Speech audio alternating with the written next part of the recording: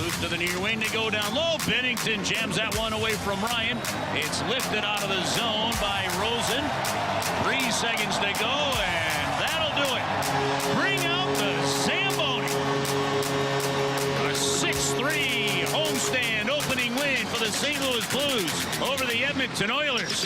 Let's get nasty on a Friday. It's the Fast Lane on 101 ESPN with Jamie Rivers and Carey Davis. I'm Anthony Stalter, Marshy Marsh here as well.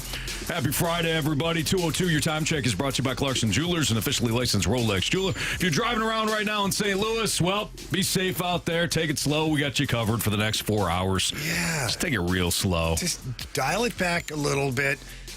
And don't get nervous. Don't panic. Don't swerve. Or just drive. Just be very careful. Yeah. That's fun. my biggest. Have fun, but be careful out there. Have fun, but be careful. Just like my friends over at Dirt Cheap, which, by the way, if you're headed home, it's Friday, the weekend, maybe work cut out early because of the weather. Get on the Dirt Cheap app right now. They're still doing delivery, even in this weather. Place your order, have it delivered to your home. You're sitting there, kick your feet up, have a nice bourbon. It's compliments of my friends over at Dirt Cheap. Blues get it done last night. We all saw that coming. Yeah. If anybody was going to score 6 goals, it was certainly going to be the Blues last night. What a performance by them. Let's start with Jordan Binnington. That's honestly Why would where I we want to start there? What a sick individual. What a disgusting performance by Jordan Binnington last night.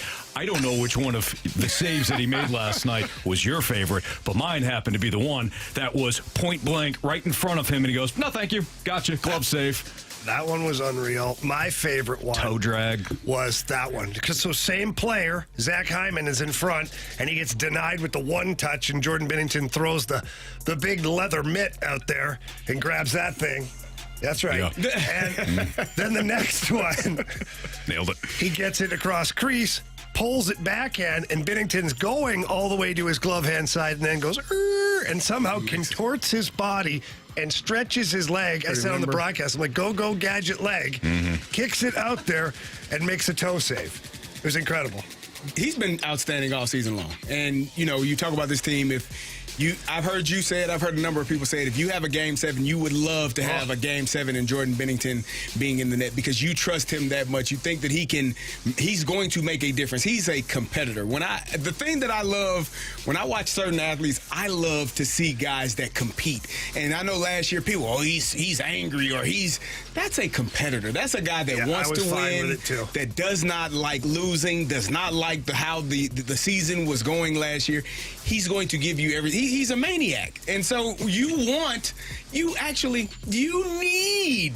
a few maniacs on your team. Now, you got to have a couple guys that can, grab them and pull them close, but you need a couple of them. And he's a maniac. And I think when you're out there and you're as crazy as he is, as competitive as he is, he's not going to give up anything. And when he does, he's going to be extremely frustrated, but he's not going to continue to allow it to happen. So I love watching him play. He's outstanding. The most fun thing for me last night was down between the benches, watching the reactions of the Oilers players on the bench or coming off of the ice, and even the coaching staff, when Binnington would make some of these saves, they're like, are you kidding me? Like, Zach Hyman came to the bench after the second one. He looked at the coach, and he was like, he put his hands up. He's like, I don't know. What do you want from me?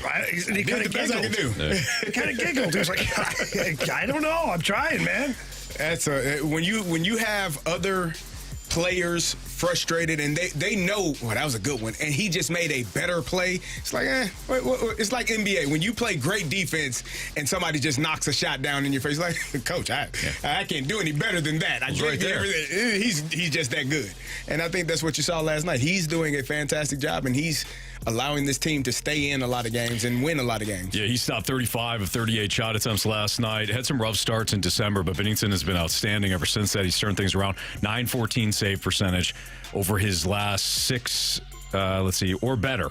.914 save percentage or better in 6 of his last 7 games, including a shutout on January 20th. He's been fantastic. He also, too, he races his game. Oh, yeah. You have the Oilers coming to town. You got Connor McDavid. You got Leon Draisaitl. You know it's a big game. You're coming off a loss. You know you want to turn things around quickly. Jordan Binnington elevates his game based on the opponent. I don't think there's a lot of times where he plays down to an opponent. It certainly happens, but it just seems like when Tampa and Carolina, Boston. Certainly last night with Edmonton, who's been on an absolute tear. When these teams come to town, or he's got to go into those buildings, Jordan Binnington often plays at his best. Doesn't always win, but is often at his best. And we saw it again last night. When you need him the most, he's there, which is all you can ask for from your goalie. Like, who the hell needs your goalie to make, 40 saves or against Columbus when you're winning 7-2 or what? Like, it's great. It's a nice performance, but you don't necessarily need that. Right. What you need is Game 7 style performances from a goaltender when you're playing against teams that you're competing with for a playoff spot or that you're competing with at the top of the division or whatever it is. Yeah.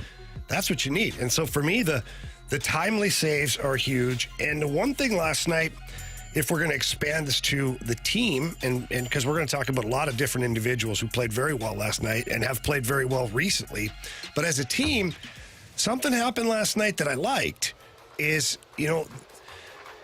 Edmonton scores at the end of the first period. It's not a sloppy play. They get 4 jerseys in front. They're banging away at a rebound. It finds its way into the back of the net. That's a heartbreaker.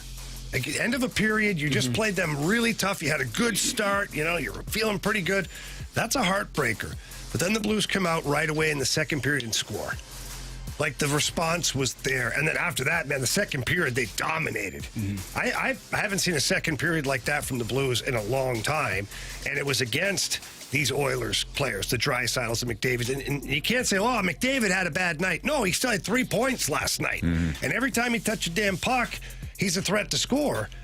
But Colton Parayko and Nick Leddy played very well against him. I know he ended up with 3 points, but that's not a direct result of the way they played. So you did a good job of containing that guy. And for me, the pushback was essential. It wasn't just like, we tried hard. They got that goal and, poor us. No, they were like, blank you. We're coming back in this thing. And I love that. Can fans vote for Team MVP? Because I'd like to cast my vote. I know we have an early submission. Yeah, well, yeah. I mean, right. Jake Neighbours. Oh, can I cast my vote right now? Can I? You're in good hands. I mean, what are we doing? State Farm, get on the horn with Jake Neighbours. You got a commercial there. Just give me some credit. That's all I ask. Can I make my vote for Team MVP? Because I think he is. You talked about this when they were struggling.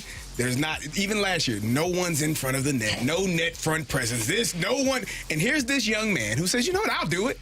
And all he does is get rewarded by, it seems like, you know what, that's what coaches get frustrated. When you're a coach and you tell people to do this, and nobody does it, and then somebody finally does it, and it works out. Where you're like, God, man, guess I do know a little bit about this sport, huh? And this is all Jake Neighbours does. He stands in front of the net. I'm just going to be here, and when the rebound comes, I'm going to shoot and score. And it is it's outstanding for me to see that because he's being rewarded by doing the things that he's being coached and asked to do. And he's being rewarded for it, and I love it. And he's got the instincts, too, Jamie. I thought you made a great point about how he pulled the puck, away from the traffic in front of the net so that he had a little bit more space. That's high hockey IQ. Because he goes high. If he turns right away, it's going to get blocked. Ekholm is 6'4". Yeah. He's right there with the stick. And what he does is he just pushes himself away. And watch Ekholm on that play. If you're sitting in your car right now, go home later, pull up the highlights.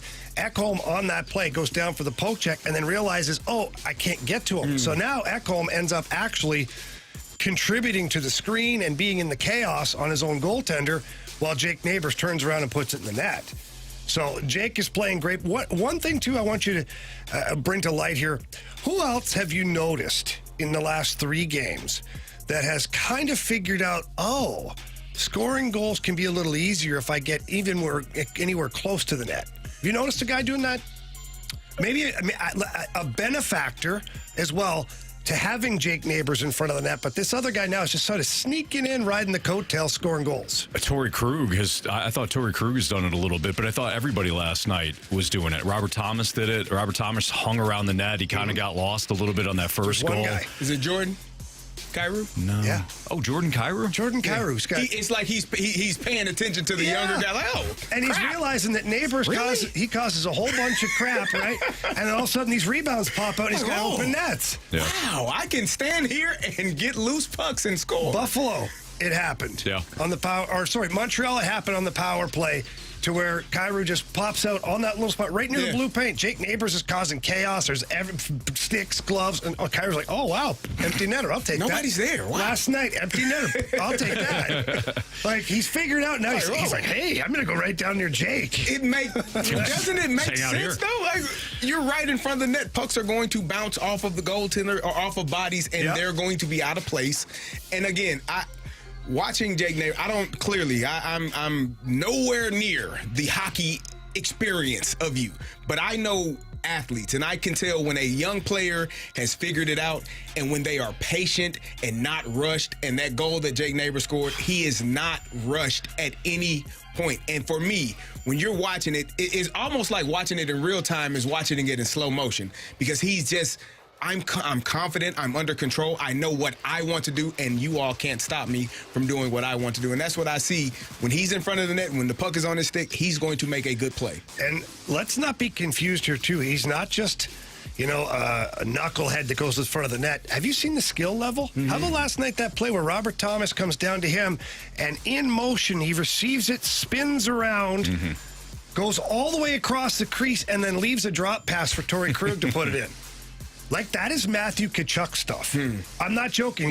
We saw Florida here not too long ago. Matthew Tkachuk, how he drove off the goal line. He spun off the goal. He did all this stuff, right? Yep. We got Jake Neighbours now, who I'm not saying he's going to score 115 points, but he's doing certain things at an elite level, and that's one of them.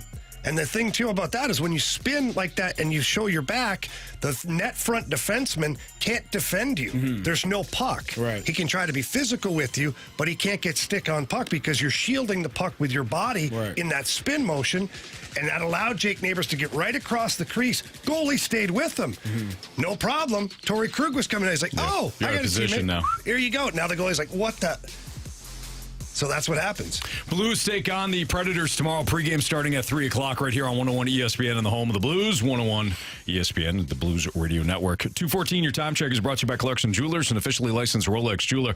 Nolan Arenado made some comments that Jamie Rivers had a strong reaction to. Allergic reaction, some would say. We'll talk about that next on 101 ESPN.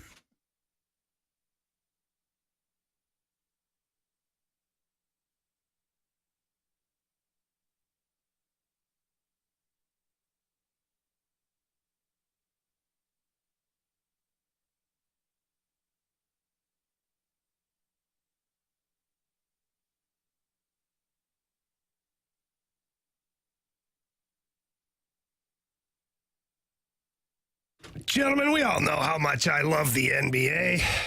Well, maybe not so much, but I love betting on it. I'll bet on it. And best place to do that is over with FanDuel. They are America's #1 sports book. And right now, if you're a new customer, you get $150 in bonus bets with any winning $5 bet. So all you have to do is download the app, bet $5, and you get $150, Carey. Yeah, Jamie, and you can bet on all your favorite NBA players and teams: Steph Curry, LeBron James, Anthony Davis. He gets hurt a lot, but that's okay. Quick bets, live same-game parlays, and you can. Exclusive props, that might be one of them, and so much more. Just visit FanDuel.com/fast. That's right, FanDuel.com/fast, and then you can shoot your shot with FanDuel, the official sportsbook partner of the NBA. Must be 21 or older and present in Illinois. First online real money wager only. $10 first deposit required. Bonus issued is non-withdrawable bonus bets that expire 7 days after receipt. See terms at sportsbook.fanduel.com. Gambling problem, call 1-800-GAMBLER.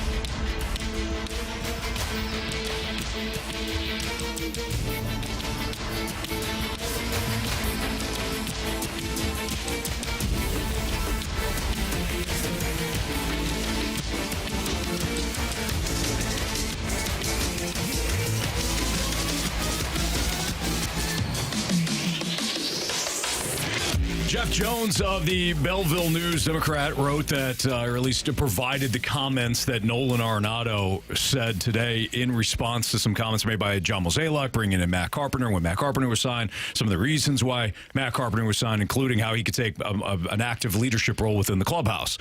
Here's what Nolan Arenado said today about Mo's comments. He said, our team was just all young guys, talking about last year.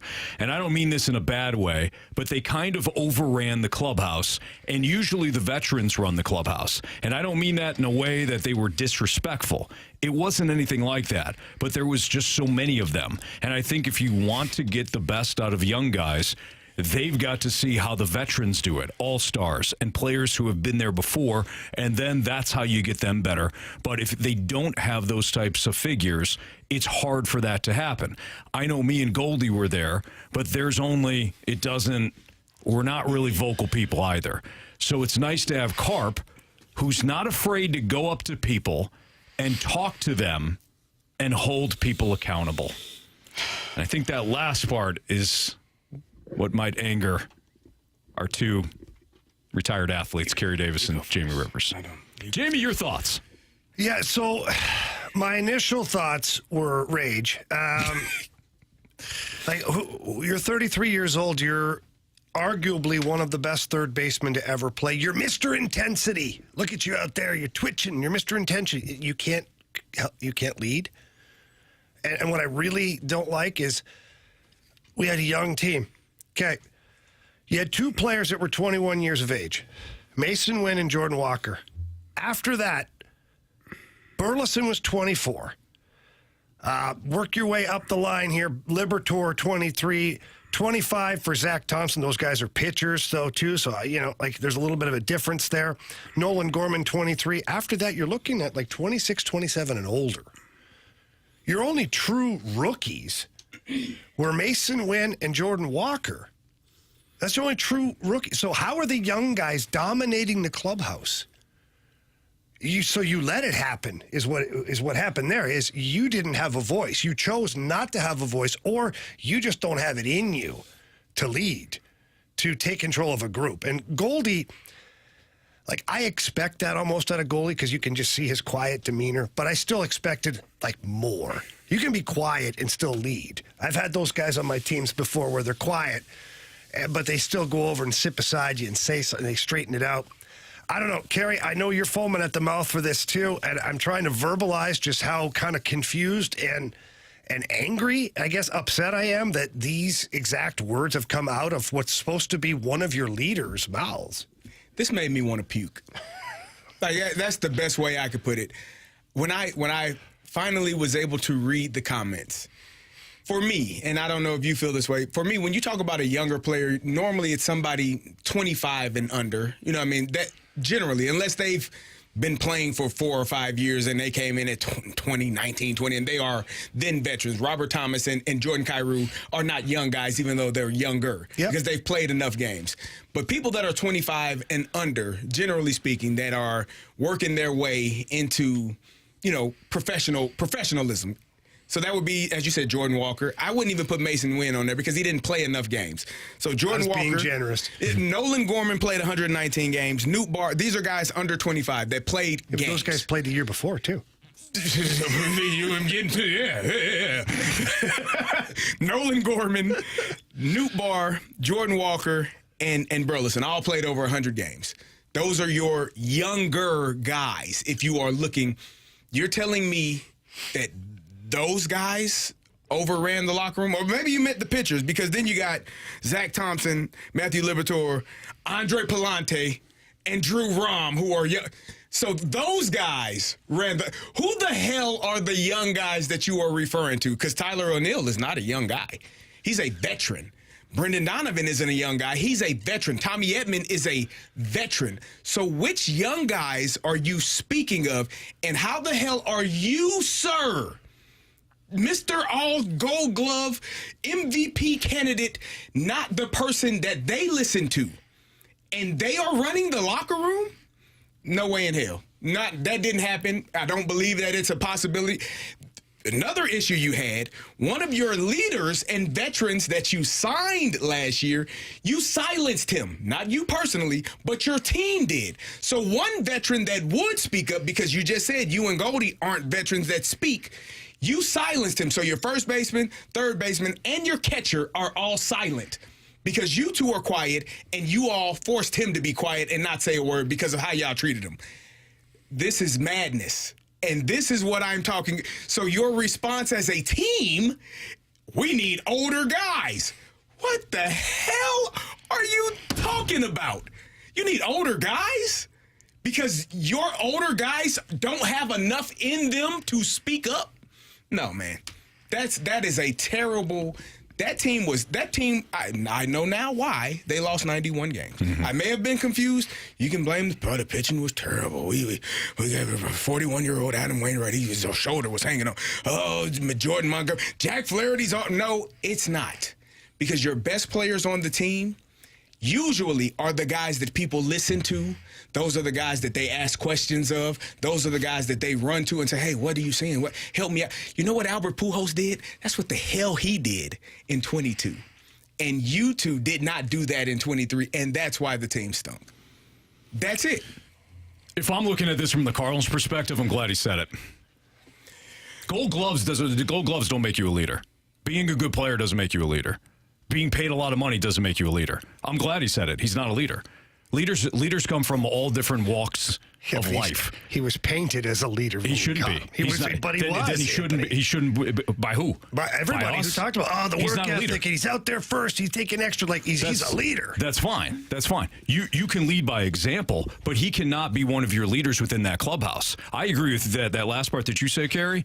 You know why things got so bad in a hurry. Everybody's looking around the locker room. Somebody say something. Somebody do something. Somebody do something. Anybody? This is why now after reading those comments, I don't blame Mo. I don't blame Mo for 1 second to go out and sign Lance Lynn and Kyle Gibson and bring back Matt Carpenter. This is your leadership group. This is actually, you know what? Time out. This is not your leadership group. This is not a leader. That's fine. That's no criticism to him. Carey, you have shared a story about Big Ben. Big Ben, despite being the quarterback of the Pittsburgh Steelers, was not a captain. Was not a leader. He wasn't somebody that you want to follow. He grew Good into player, that, sure, but he not wasn't early on. No, he wasn't a captain when I was there. And his ass got called out in the locker room, correct? Yep. Okay. Just because you're the quarterback, just because you have a bunch of gold gloves, just because you're a good player, an all-star and all this, the highest paid player does not make you a leader. You have to be trusted. And if somebody does not follow Nolan Arenado, or while the building's on fire, look at Nolan Arenado for an escape plan, that tells me all I need to know. You need to find your leadership group then. I don't have a problem with him not being a vocal leader. Let me say that. But the notion that because me and Goldie aren't vocal, the young guys took over, what young guys are you referring to? Yeah. Who? Which guys? The guy that's in the right field that y'all sent down halfway because his launch angle wasn't good enough? The guy, Lars Newbar, who was hurt often, who missed some time because of injuries? Not his fault. One of them. Can't do nothing about that. Which Alec Burleson, who was not a starter, but which young guy are you referring to when you speak about young guy? Nolan Gorman? Who? Which one? It doesn't matter. It kind of does. It doesn't. If a veteran player is saying that the clubhouse got overrun by young guys, it's not possible. I've got to find better leaders. Well, Carey, it is possible if they let it happen. I'm asking which guy. Well, it could have been Tyler O'Neill. He's not a young guy. I know that, but to Nolan Arenado, he looks at it like, I don't know how he's defining young guy. Maybe from like a maturity standpoint? Maybe just not a veteran guy. I don't know.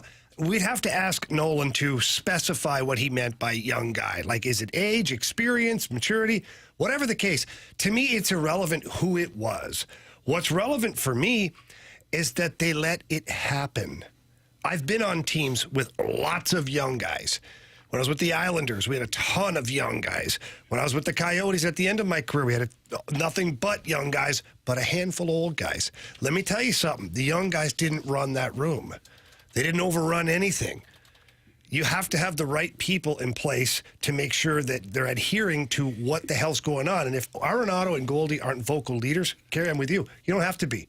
But then you better be a damn good support system for somebody like Wilson Contreras, for somebody like Adam Wainwright, whoever it is that does have the gonads to say something. You've got to be right there with them and offer good support. Can I ask you a question? I'm asking you because you've obviously been in locker rooms, and if you're saying that Tyler O'Neill could have been, doesn't a young guy, quotes, unquote, whatever you want to say, doesn't that player, in order for them to run the clubhouse, doesn't that player have to be playing and playing well, usually? Yeah. Well, no, he doesn't have to be. In fact, I've had young guys that are barely playing at all, but they're cancerous in a bad way. So they're running and they're leading the team in the wrong direction. That's a different. But that's what I'm saying. Word. So I think we have to. Okay, well, we have to look at all angles of this. I could. But when you say running or overrunning, maybe that's what he meant. Their attitude. Their attitudes was not. There's pitchers we know now, younger guys that didn't want the ball 2 games in a row. Maybe that got infectious. There you go. Then Tyler O'Neill's, his hamstring's a little sore. He can't play on the turf, and all of a sudden these negative things become an entity within the locker room, and you don't have a guy stepping in to somebody should have stood up and said, "Hey, this ain't what we do." And even if you are not, at some point, someone has to say, "Hey, we don't take days off because our knees are sore, or we don't take days off because we don't want to pitch in back-to-back." That's not what we do. And if you don't want to, if that's who you are, you probably shouldn't be here. And maybe that's why some of those guys are no longer here. But the overrun part for me, when you have MVP candidates in your clubhouse, that seems a little strange. How on earth does this help this team? Like, if I'm a young player, one of these young guys, first of all, Jordan Walker, I've heard nothing but great things about him and his maturity level. Mason Wynn, his maturity level. Lars Nootbaar, who's friends with Arenado. We see them hanging out in different countries and out in California. Like, one thing that bothers me from this quote, he says, I think you want to get the best out of the young guys. They have to see how the veterans do it, all-stars and players who have been there before, and then that's how you get them better.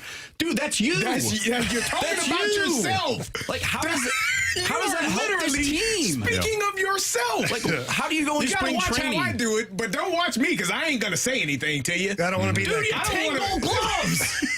But this is somebody, to your point, Marsh, this is somebody that is basically saying these young guys should have been watching me. These young guys should have been watching the way it's done, but maybe we've got the wrong mix of young guys. No, that's not how it works. A young guy wants to come in. Correct me if I'm wrong, guys. You played in your respective leagues. When you come into the league, all you want to do is succeed, right? Correct. Either hang on to a roster spot, which would you want to also play, mean and you want to be good. You want to be good, right? Yeah. So you are going to glom onto the coach, the veteran player, whoever that's going to help you succeed, right? You get a vet. Well, clearly that's not Nolan Arenado. So again, this is not a leader. Which is fine. Go play third base. Like, I knew walking into the locker room, and Carey, I don't know how it is in football, so I won't speak out of turn there. For me, I knew when I walked in the locker room, I looked and I knew who the leaders were.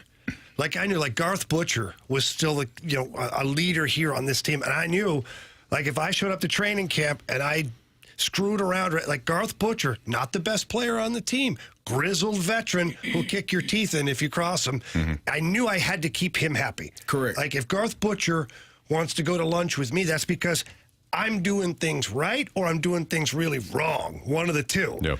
And you always make sure you're doing things right. I knew that Brendan Shanahan was a leader. I knew that Kelly Chase was a leader. I knew, like, all these guys, I knew who the leadership group was. The first day I walked in the room, I knew by the way they carried themselves. Well, clearly the young guys on that team last year didn't know who the leaders were. Or they didn't care. So what you're saying, right. Like, you know what, I'm going to do my thing anyways. That's a problem. The culture is a problem. Yep. The leadership is a problem. Leave us a mic drop. We will get to your thoughts on this as well. Leave us a mic drop. What do you think about Nolan Arenado's comments or anything we're saying now? Or a voicemail on our Air Comfort Service text line. That number's 314-399-9646. You can leave us a message. Marshall will grab it, and we can play it just like the other mic drops. So we will get into this several times throughout the course of the show. What's trending is next.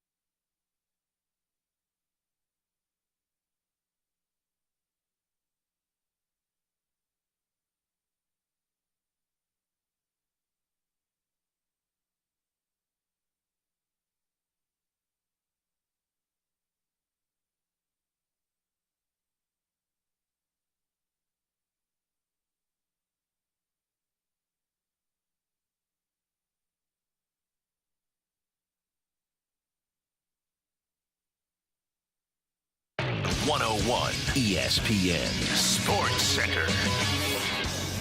I'm Andrew Marsh. It's time for a Sports Center update, driven by Johnny Londoff Chevrolet and Johnny Londoff Autoplex. The Blues win 6-3 over the Edmonton Oilers last night. They'll take on the Nashville Predators tomorrow. Pregame starts at 3. Puck drop is at 4, and you can catch all the action right here on 101 ESPN. Tonight we have the NBA Rising Stars game at 8 o'clock, which you can listen to right here on 101 ESPN. We're also taking mic drops on your thoughts about Nolan Arenado's comments at spring training. You can go to Jeff Jones's Twitter at JMJones. You can check that out. We'll be talking about that throughout the remainder of the show. Leave your mic drops or send us a text to the Air Comfort Service text line 314-399-9646. But coming up next, we have What's Trending. I'm Andrew Marsh, and the Sports Center update is driven by Johnny Londoff. Find new roads and shop 24/7 at londoff.com and londoffautoplex.com. Are you kidding me? Fast Lane.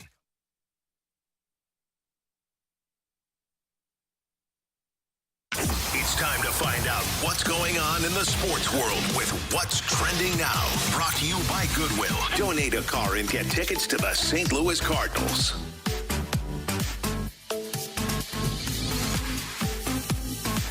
Welcome back to the Fast Lane here on 101 ESPN with Anthony Stalter, Jamie Rivers, and Carey Davis. I'm Andrew Marsh, and it's time for What's Trending.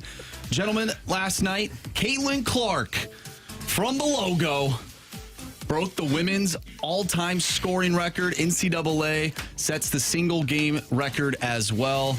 What are your thoughts on Caitlin Clark? Is she one of the most just dynamic players we've ever seen at the women's game? Well, I'm not going to lie. I don't know a whole lot about Caitlin Clark or how dynamic she is, but the numbers seem to speak for themselves, in my opinion. And I think that any athlete, male, female, basketball, football, tennis, that any athlete that gets to the top of the class and sets records and does things like she's been able to do and continues to do, I think that is pretty darn remarkable. Yeah, she has done a great job, and there are, I guess, different opinions. I don't know if you can classify who is the greatest. Basketball. Well, apparently this is since they kept their tracking. Since they're points. Tracking, apparently there's some other woman that or some other girl that had a whole bunch. Cheryl Swoops. A lot of those women scored a lot of baskets, a lot of points. But what I will say is, I think what the college game has done as of late, and when you're talking about college women's basketball, Caitlin Clark, Aaliyah Boston from South Carolina a few years ago, these young ladies have transformed how people watch. There was a basketball game a couple of weeks ago, South Carolina and LSU, that was must-see TV. People are showing up, paying a lot of money to watch Angel Reese for LSU. They are showing up and paying money to watch these young women play basketball, which I think is awesome in itself. And she, along with those other ladies, have done a fantastic job of really bringing, eyeballs to the female sport of college basketball. I think they've done a fantastic job. And those young women are getting paid a lot of money in NIL. The South Carolina basketball team, the women's basketball team, I believe was or still is the highest paid players on that campus. That's above the football team, the men's basketball team. They are making a ton of money to play college basketball, and so that for me is a win-win. And Caitlin Clark is polarizing. Mm-hmm. She's a great player, and she kind of gets under the opponent's skin. Not everybody, not every fan, the opposing fans don't like her. Obviously, Iowa fans like her. LSU's team last year, polarizing. If you have polarizing players or polarizing teams, they're going to be a draw because they're instant drama. But she's also a great player. Yeah. You can't be a bad player and be polarizing, at least long term. You could be a bad player and be polarizing for a short period of time, right, but then everybody loses interest because you can't play.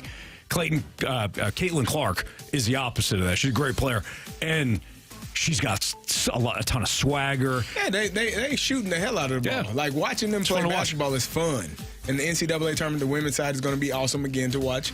You got your guy. It's fun because for years it was Tennessee, the women's team, and they were always running through people. Then UConn, and now you're starting to see South Carolina, LSU, Iowa. Those young, the game has shifted from just two programs to now you have more teams involved. Notre Dame, the women's basketball. There are a lot of teams that have opportunities to win, and I think that's good for the sport as well. Guys, Jimmy Garoppolo is being suspended 2 games for violating the NFL's performance-enhancing substances policy, league sources told ESPN. The policy violation is said to be related to Garoppolo using a prescribed medication without having a valid therapeutic use exemption from the league. That is according to sources, and he will not appeal the suspension. Yeah, this one's weird for me because when you see performance enhancing, or you think right away like steroids or something some kind of a boost, Anthony. Right. This doesn't scream that to me. Marcia, read the part again a boost about to lead the league in interceptions. Yeah, read the part again about the medication. So he was in violation of using a prescribed medication without having a valid therapeutic use exemption from the league. So I've seen this before. And Carey, I told you about it. I'm not going to say this is what happened with Jimmy G. I'll just refer to a situation I've seen before. Is the player goes to their own doctor, not a team doctor, and gets a prescription for a medication for something that he may not need it for. So the case that I'm talking about, the individual who remain nameless, was looking for something to help the pain, although he wasn't injured. Went to his own doctor and got a prescription for said medicine. Are you never not injured in a professional sport? You know what I mean. It wasn't a documented injury with the team. Are you hurt or are you injured? To where the team could say, hey, oh, by the way, take this or go to let's give you this.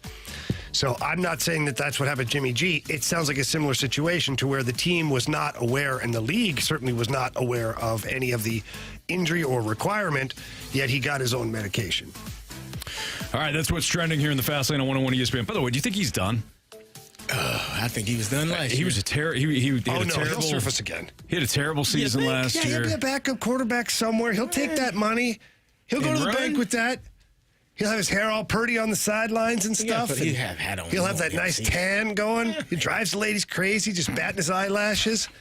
He'll play for half the price to be a backup. Why wouldn't you? I would. I'll go be a backup right now. Right now.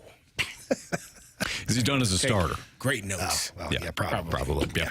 All right, what's trending here in the Fast Lane on 101 ESPN? Has Jake Neighbours elevated his play? I don't even think that's a question. It's how much has Jake Neighbours elevated his play? That's next on 101 ESPN.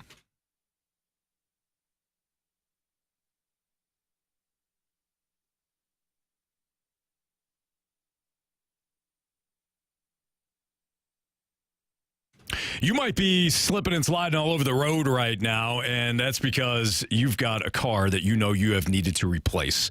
Why not head down to Auto Centers Nissan Herculaneum when the weather's a little bit better?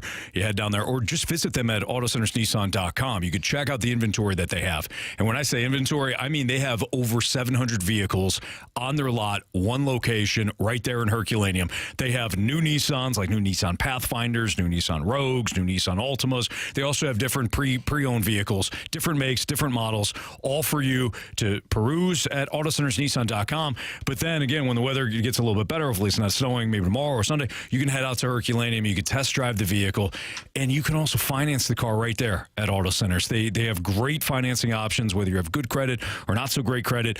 They can finance the vehicle for you, get you a great monthly payment that you feel comfortable with. They give you a 30-day return promise within 30 days. If you want to bring the vehicle back for any reason, they will give you a full refund, and they also give you a lifetime complimentary warranty as well with all new Nissans. It's all available at autocentersnissan.com and out in Herculaneum with Auto Centers Nissan.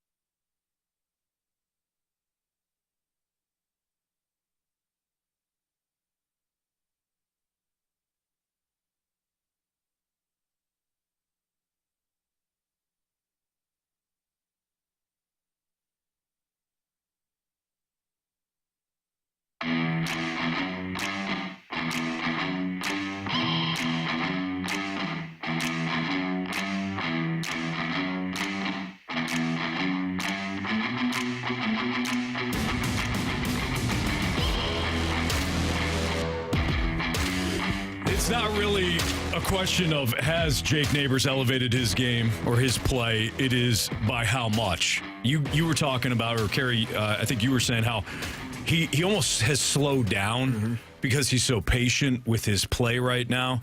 He doesn't have to be rushed to make plays. Connor McDavid did that last night. He had the play early on in the game where he pulled his hands in close so that he can move the puck just away from a diving Blues player so that he could get a shot off. Binnington made the save, but he almost looked like he was going in slow motion. Is that what you're also seeing out of Jake Neighbours right now? He's got a play to be made. His whole body almost slows down. His mind speeds up. He backs away, and then he's able to get a shot off. Or is that just instincts? Well, it's high hockey IQ, and it's just understanding what he has to do with his body to make the play happen. A lot of guys in those situations will try to get from A to B as quick as they can with no regard to how they're actually going to protect the puck or move the puck to a teammate or get a scoring opportunity. Because things happen fast, especially in those tight spaces. Like, you have to have a plan, and you have to be able to execute the plan. And what I'm seeing from Jake Neighbours is that he's able to process the information quickly, and then he's able to do the task while controlling the puck and protecting it. So if we just take two instances last night, the first one is the goal he scores in front of the net. And you're just describing, how he gets the puck. Most people on that play get the puck, try to turn quickly, and just smash the puck into the net. Had he done that, there's no goal. Because Ekholm was there, and he's so close to the goalie, Skinner, all he has to do is just go down, and it's going to hit his pads. It'd be a wasted opportunity. But instead, he controls the puck, pushes himself away from where the traffic is, and when he pushes himself away, what he does is he also increases his scoring ability, because now, instead of being up close where the goalie's bigger, he's pulled away where the goalie's now smaller. So now there's holes that he can find to shoot at. And he also puts himself to where he can actually get some mustard on the shot with a little weight transfer on it rather than just turning and slapping the puck. So all of that happened in a fraction of a second, and Jake Neighbours was able to do that. So high hockey IQ. That's situation number one. Situation number two, we talked about that spin play off the goal line. Lots of guys will take that puck, they'll keep the stick open-faced and just kind of half-moon and try to drive their way to the net, exposing the puck to the middle of the ice the whole time. It works for some if you have the time to do it, and you watch the best in the business, and they're able to get an opportunity out of that. But it's in your best interest to be able to protect the puck with that spin move where he turns his back to the defender in front of the net. When he turns his back to the defender in front of the net, that guy has no play now. He can cross-check him, he can try to body-check him, but let's not forget that he's got a lot of momentum, too, coming off that goal line with speed, and now he's spinning. And, Carey, from, football days, it's hard to get a great lick on a guy when he's got that spin move going. You're trying to just contain him. Yeah.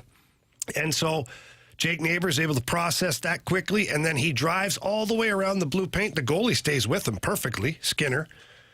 And then he notices he's got Torrey Krug. So, again, all in real time, as it's happening very fast, he's able to get off the goal line quickly, spin, protect the puck, drive to the far post where that's your goal-scoring opportunity. It's not there. Audible, Omaha, back pass to Torrey Krug, who puts it in the net. So, is he slowing the game down? Maybe. Maybe it feels that way. But to me, he's just processing information at a high clip, and then he's able to execute.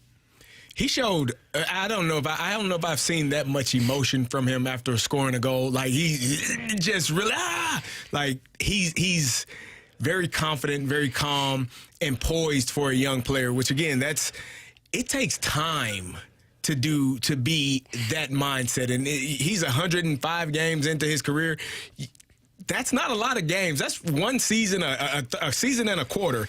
And he is showing a level of poise, a level of confidence that I think is outstanding. And it's fun. For me, the best part is when you do things the right way and you do score or you do make a good play and you show that emotion. And it may be the first time you know, people are like, he's crazy. But he's showing emotion. He's passionate because that was a big goal for him to score. And then he just continued to play the game the right way. It's really fun to watch. He's got high IQ, guys, and not just executing plays. It's knowing what the moment needs. Mm-hmm. And the team had no energy in Toronto, no emotion, right? Mm-hmm.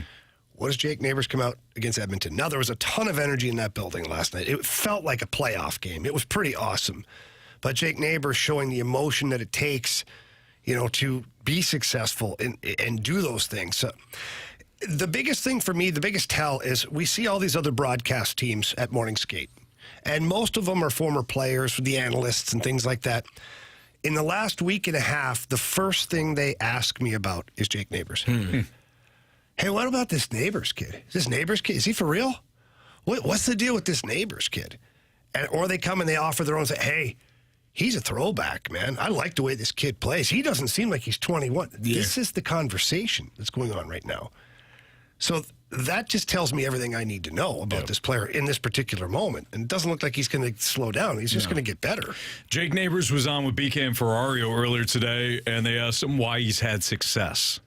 Obviously have, you know, more games to play and the season's not over, and you know, I can't just pack it in now. I got to continue to push and become better. And obviously I'm still 21 years old, right? So there's a lot of development for me still yet to work on my game and be consistent, and you know, bring it on every night. So but it's been nice. You know, you'd be lying if you said personal success isn't nice for the confidence and stuff, but you know, I think I'm just a benefactor of a lot of people around me. I'm being put in really good positions by my coaching staff and obviously my line mates, the guys that I'm playing with, the D. Like, it's really truly you know, net front guys, it's not great individual efforts that get them goals. It's usually a product of their line mates and guys around them. He sounds young, but his words are not. You know, he sounds like he's 21. Like he's been doing this for He's a young player.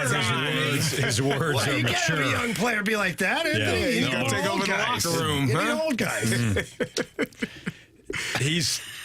You're right, Jamie. When you talk about other people coming to you and say, hey, what about Jake Neighbours? Or I've watched him play. When the conversation starts to shift, that's when you really have something in a player or a team. One more clip here from earlier today with BK and Ferrario and Jake Neighbours on Jake Neighbours going to the front of the net and just that philosophy. It's just a mentality, right? And I think it you know, it wears down teams. You make it hard with them at the net front. They got to compete and exert energy to try and get you out of the paint or whatever it may be. So I think it's just, you know, a mindset to continue to go there. And, you know, I think it makes it, you know, obviously hard on other teams. And when you're going there lots, you're going to get in little scuffles and things like that. So that can play into your hand as well. I think he's a natural-born leader. I think that he's a great kid, and he's a very talented individual. And I think that, you know, Jake Neighbours is just scratching the surface of what he's going to ultimately be as a complete player. Mm-hmm. A 20-goal scorer is one thing. He's got 19. I'm not gonna lie, I didn't see that coming. Mm-hmm. I thought, okay, if he can get between 12 and 15 goals this year, that'll be something. Yeah. He's at 19 right now. So if Jake Neighbours, if the ceiling is 25 to 30 for him, I mean, that's incredible. But it's all the ancillary things, too, that net front presence. And then he'll never stop identifying what the team needs. Yeah. Because he's got that kind of brain. So the team needs a net front presence. He says, I'm going to go there. Team needs a fight or a hit. He's already been doing that stuff. Team needs a big block. He does it. Like, this is a guy that his game is just going to continue to evolve, continue to grow.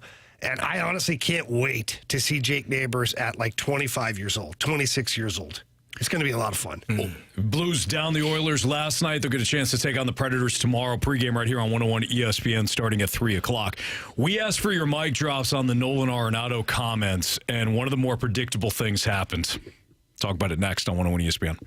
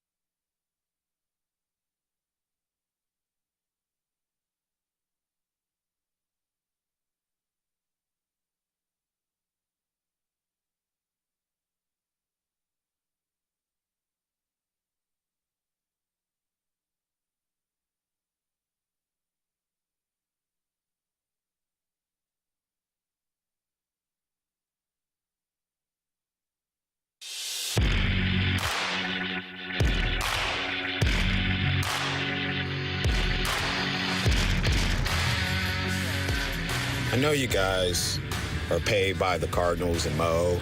It's just in your pockets. You just filter. Go ahead and admit that, but let's be honest. Let's go back to the root of the problem here. It's obviously Oli. It's the manager's job to take control of his locker room. Yeah, I'm sticking with that.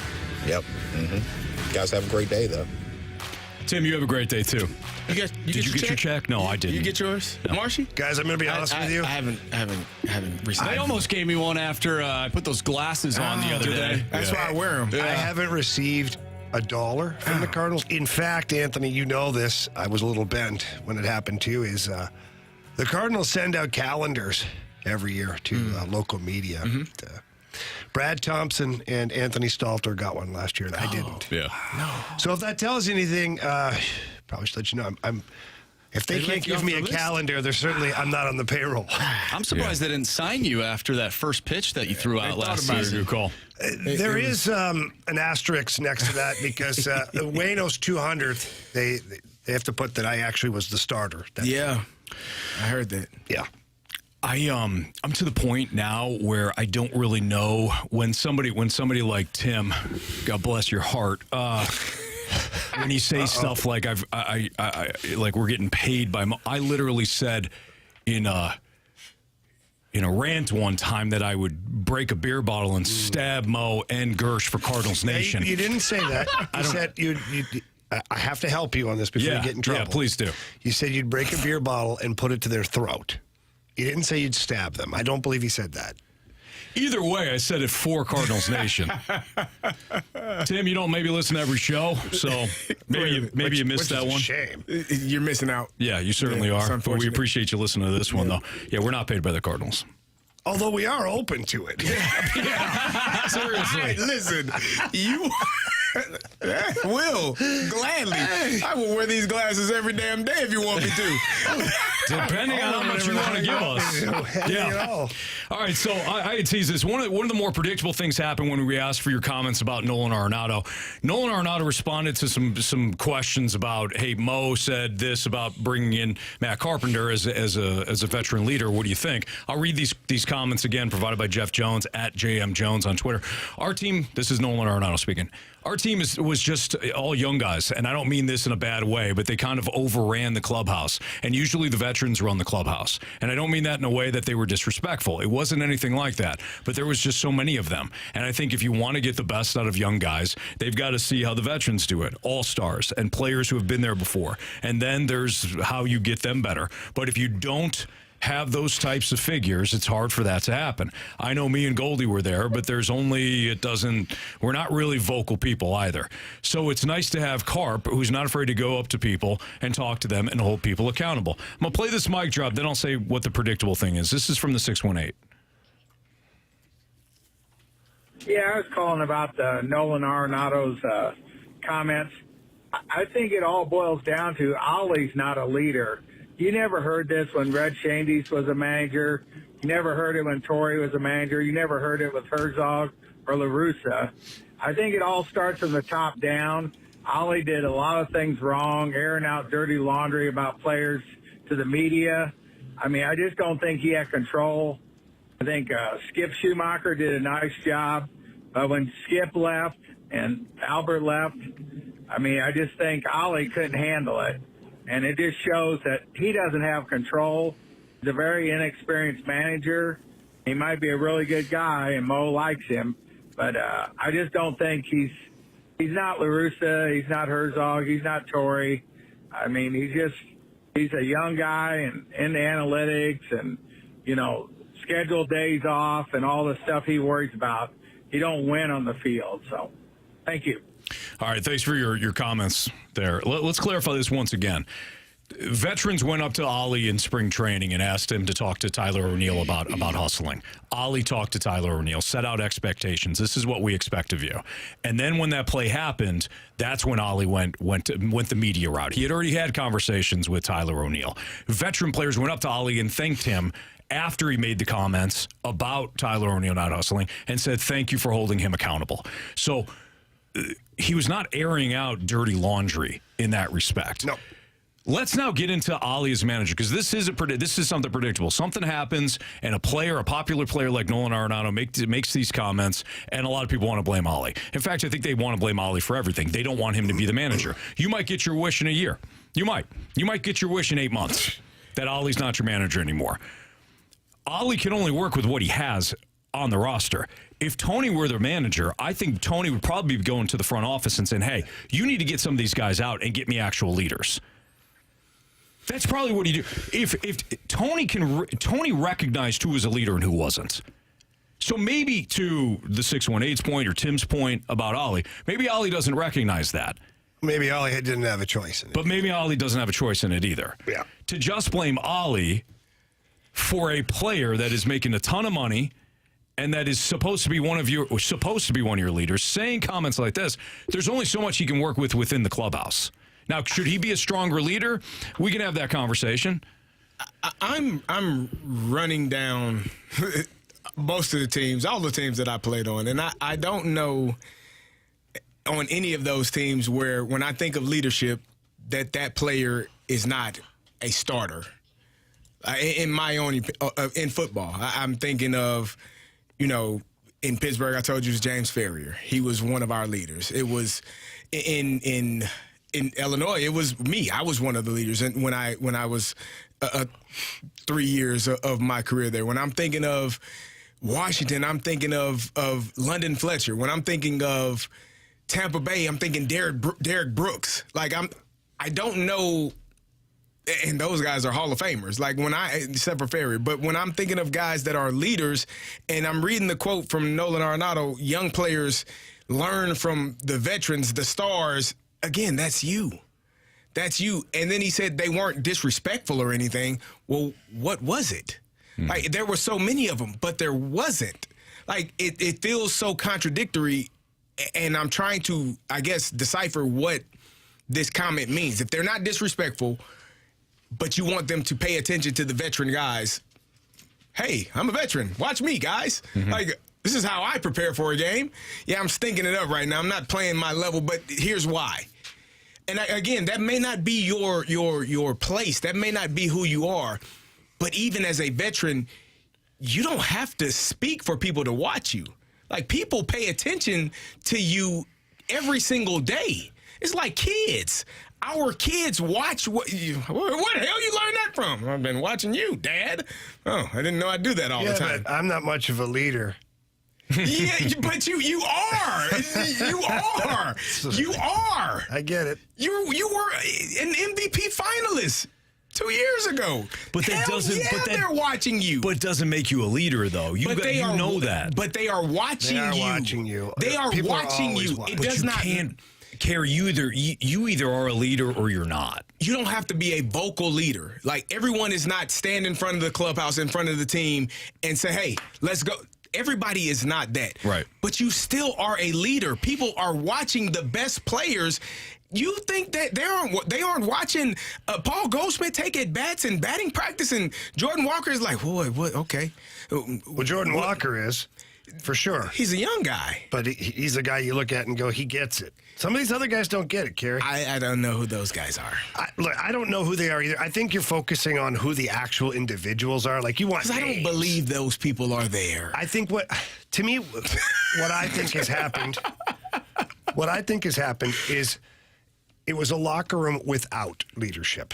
That's more so than saying the young guys ran the room. I think Nolan Arenado believes in his head that the team was too young because maybe the players didn't get it, or maybe there was not enough leadership. I just think it was a clubhouse without leadership. Therefore, whoever does anything is viewed as a leader in whatever direction they're pulling the team in, which creates chaos, which ends up with 91 losses.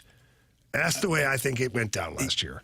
I think Nolan Arenado is like Kevin Durant then. Like, Kevin Durant could not lead his own team.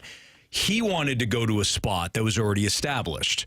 Like, let's really unpack this. Yeah. Nolan Arenado wanted out of Colorado because Colorado didn't spend. They didn't hold up their end of the bargain. So he wanted out. And then they got traded to St. Louis. Why? Because he spoke with our guy Matt Holliday, loves St. Louis. plus St. Louis, consistent winner. He wanted to join a winner. He wanted to join an established winner. And now that they didn't win last year, with leadership, he wanted other guys to be added because it's got to be more veterans. We're not talking about somebody that wants to be a part of the culture. He wants to join the culture, and he just wants to go out there and play baseball. Fine, but Kevin Durant went to Golden State. There's the only place Kevin Durant ever won was Golden State. That's it. He had to join a team that was already established and just be a fit into that. This is what we're talking about with Arenado. Let's just be real with it. This is sick. And it again, as I said earlier, this is why they were as bad as they were. Like, you lose 91 games, you don't have any leadership. The one leader that you brought in to be a leader, you cut his legs out from underneath him early in the season, told him he's going to be an outfielder. You're not good enough to catch here, pal. We had one of the greatest catchers of all time, and you ain't him. Yeah. No bleep, dummy. I knew you knew that when you signed me, but now we're not going to put it.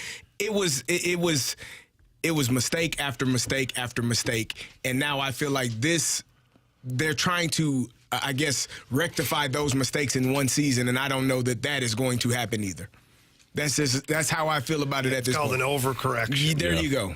All right, it's the Fast Lane on 101 at ESPN. Robert Thomas, is he emerging as one of the best centers in the league? And by the way, keep the mic drops flowing in. Keep the voicemails flowing in. We appreciate them. We're going to play this. We're going to play mic drops throughout the course of the show because we kind of touched upon a hot topic here with the comments made by Nolan Arenado, and a lot of people have varying degrees of opinions on this, so we will get into that. But Robert Thomas, we'll talk about him after his goal last night here on 101 ESPN.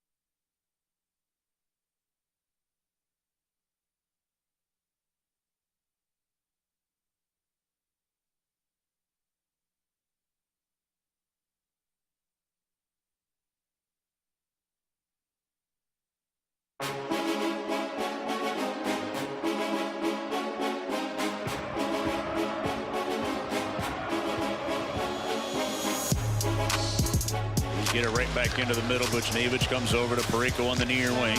Keeps it along the boards. In behind the net. Open there is Kyrou. Bounced it off the boards to Buchnevich to Thomas right on. And a blocker save. Skinner again. Trying to center. Through to Thomas. He scores! Robert Thomas on a brilliant pass from the far wall. Buries it. And the Blues take a 1-0 lead. 9:47 to go. First period. Chris Kerber last night on the Blues Radio Network, right here on 101 ESPN. That goal by Robert Thomas was pretty. Had an opportunity to score on that same possession, and the puck ricocheted right at the goaltender. He kind of hung around in that same area, got lost a little bit. Puck got back to him, and then he scored. Is Carey or Jamie? You look at you watch the entire league. You focus in on. I do. Carey, you do as well. Is Robert Thomas? You do, Carey. Is Robert Thomas becoming one of the best centers in the league? I mean, he's on that path. Like, you have to look at some of the center icemen and realize that there's some pretty high-end guys. But when you look beyond the high-end talent and you look for a complete player, Robert Thomas is right there, man. Yeah. And he's playing power play, penalty kill. He's doing good in the face-off dot. He plays the last minute of the game, no matter what, whether you're ahead by a goal or down by a goal. When the goalie's pulled at either end, he's on the ice. That tells me all I need to know. Like, right now, would you take Robert Thomas or Ryan O'Reilly? Robert Thomas. Take Robert Thomas. Yeah. And I understand there's an age difference, and I get it, okay? But would you have said that a year ago? Yes. You would have said you'd take Thomas over O'Reilly a year ago. I wouldn't. I thought Ryan O'Reilly he slowed down a year ago. Okay, let's pick a different part. The concept of it is what I'm saying. Is you have a guy like Ryan. Jim, you asked me my opinion on this. I know. You know I'm a hockey guy, but I'm going to give you the truth. Have you seen what Ryan O'Reilly's doing this year? Yes. He's dominating. He's playing very well. So, but my point is I would take Robert Thomas right now and the trajectory that he's on over Ryan O'Reilly. He's going to outscore Ryan O'Reilly, and he plays in all the same situations. Now, is he as good yet as Ryan O'Reilly? No, but he's right there. You know, Ryan O'Reilly has 45 points this year. It's good. It's good. It's not Robert Thomas good. And when you take all the other things into consideration, it's kind of like, maybe he is one of the best centermen in the league. I think he's playing really well. Last night, it's just another example of elevating his game. You know, looking across the ice and seeing Connor McDavid and Leon Draisaitl and some of these guys, you have to elevate your game. And I felt like he did. And I felt like he's done that all season long, no matter what the situation. I thought we saw that a couple of times. So we saw it out of Robert Thomas, we saw it out of Jake Neighbours, we saw it out of Jordan Binnington. You saw it out of guys that you wanted to see it from. Those players elevated their game because they were playing the Edmonton Oilers. Last night was fun. And I don't doubt, because it felt like it just watching the game, but you being down there, it did feel like a playoff game.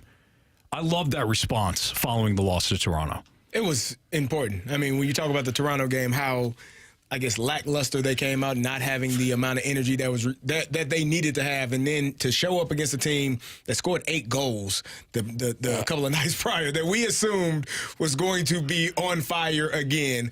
The Blues got after him early, and we keep saying this team can be really good.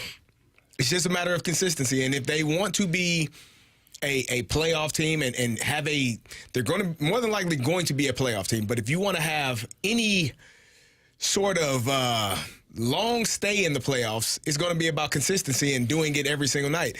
And so I think that if and when they're able to find that, we could be looking at a team that's really, really good.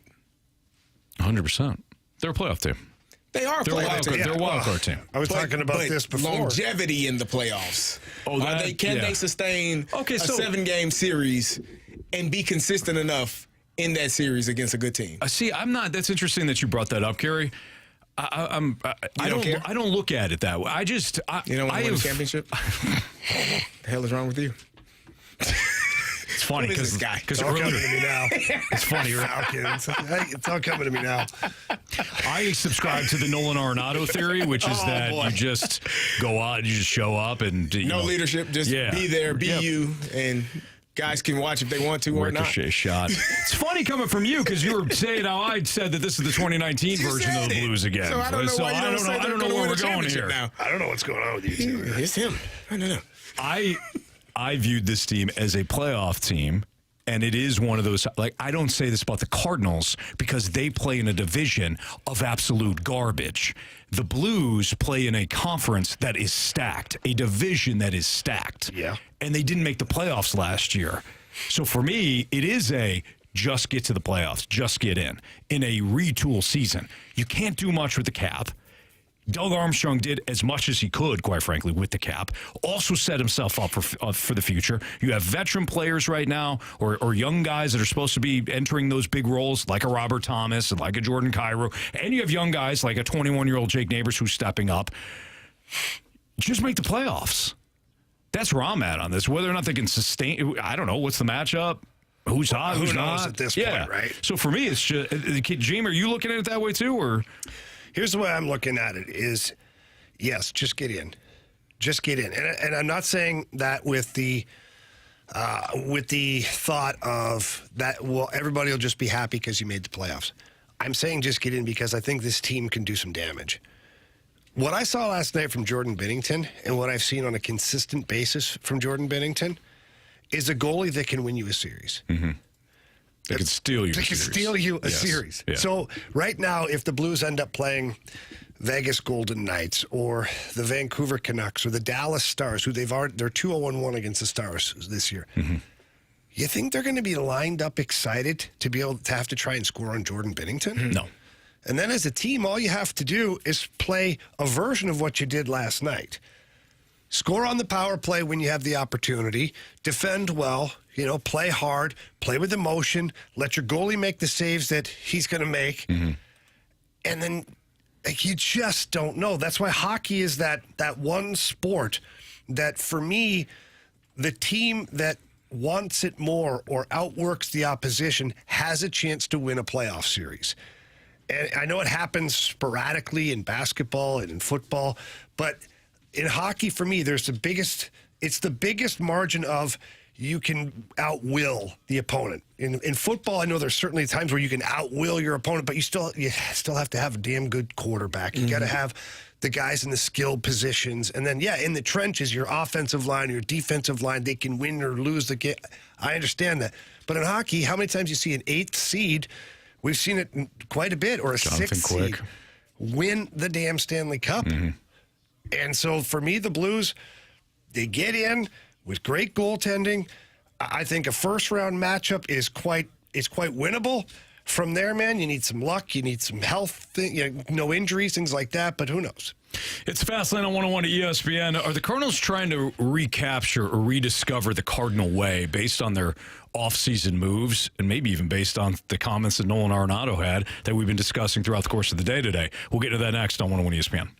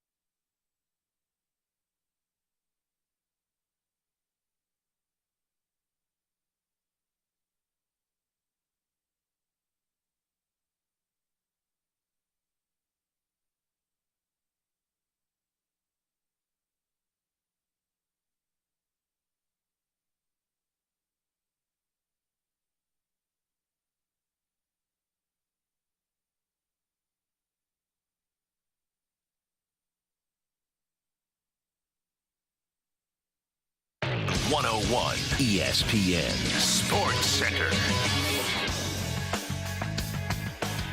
I'm Andrew Marsh. It's time for a Sports Center update brought to you by Saliga Heating and Cooling. We just got done talking about Robert Thomas as the Blues defeated the Edmonton Oilers last night by a final score of 6-3. They'll take on the Nashville Predators tomorrow with the pregame starting at 3. Puck drop is at 4.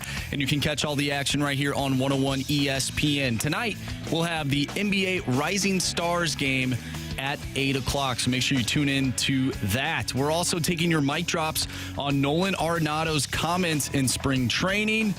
That's been the theme all day long. So if you have any thoughts on that, send us a mic drop. Text us at the Air Comfort Service text line 314-399-9646. We'll dive more into that later. But we are still talking about your Cardinals. Are the Cards trying to rediscover the Cardinal Way on the fly? We'll talk about that next right here in the Fast Lane. I'm Andrew Marsh, and this Sports Center update is brought to you by Saliga Heating and Cooling, independent American Standard heating and air conditioning dealer.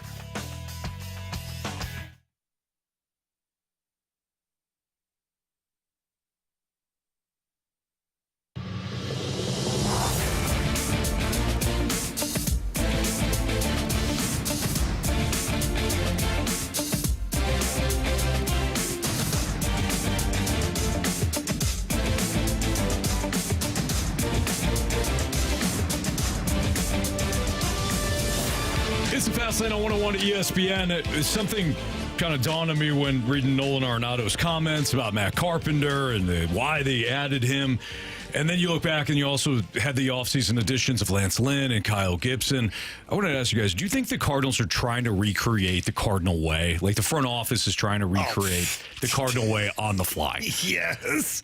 And what else would you call it? And what is the Cardinal Way? Whatever. They don't even know anymore.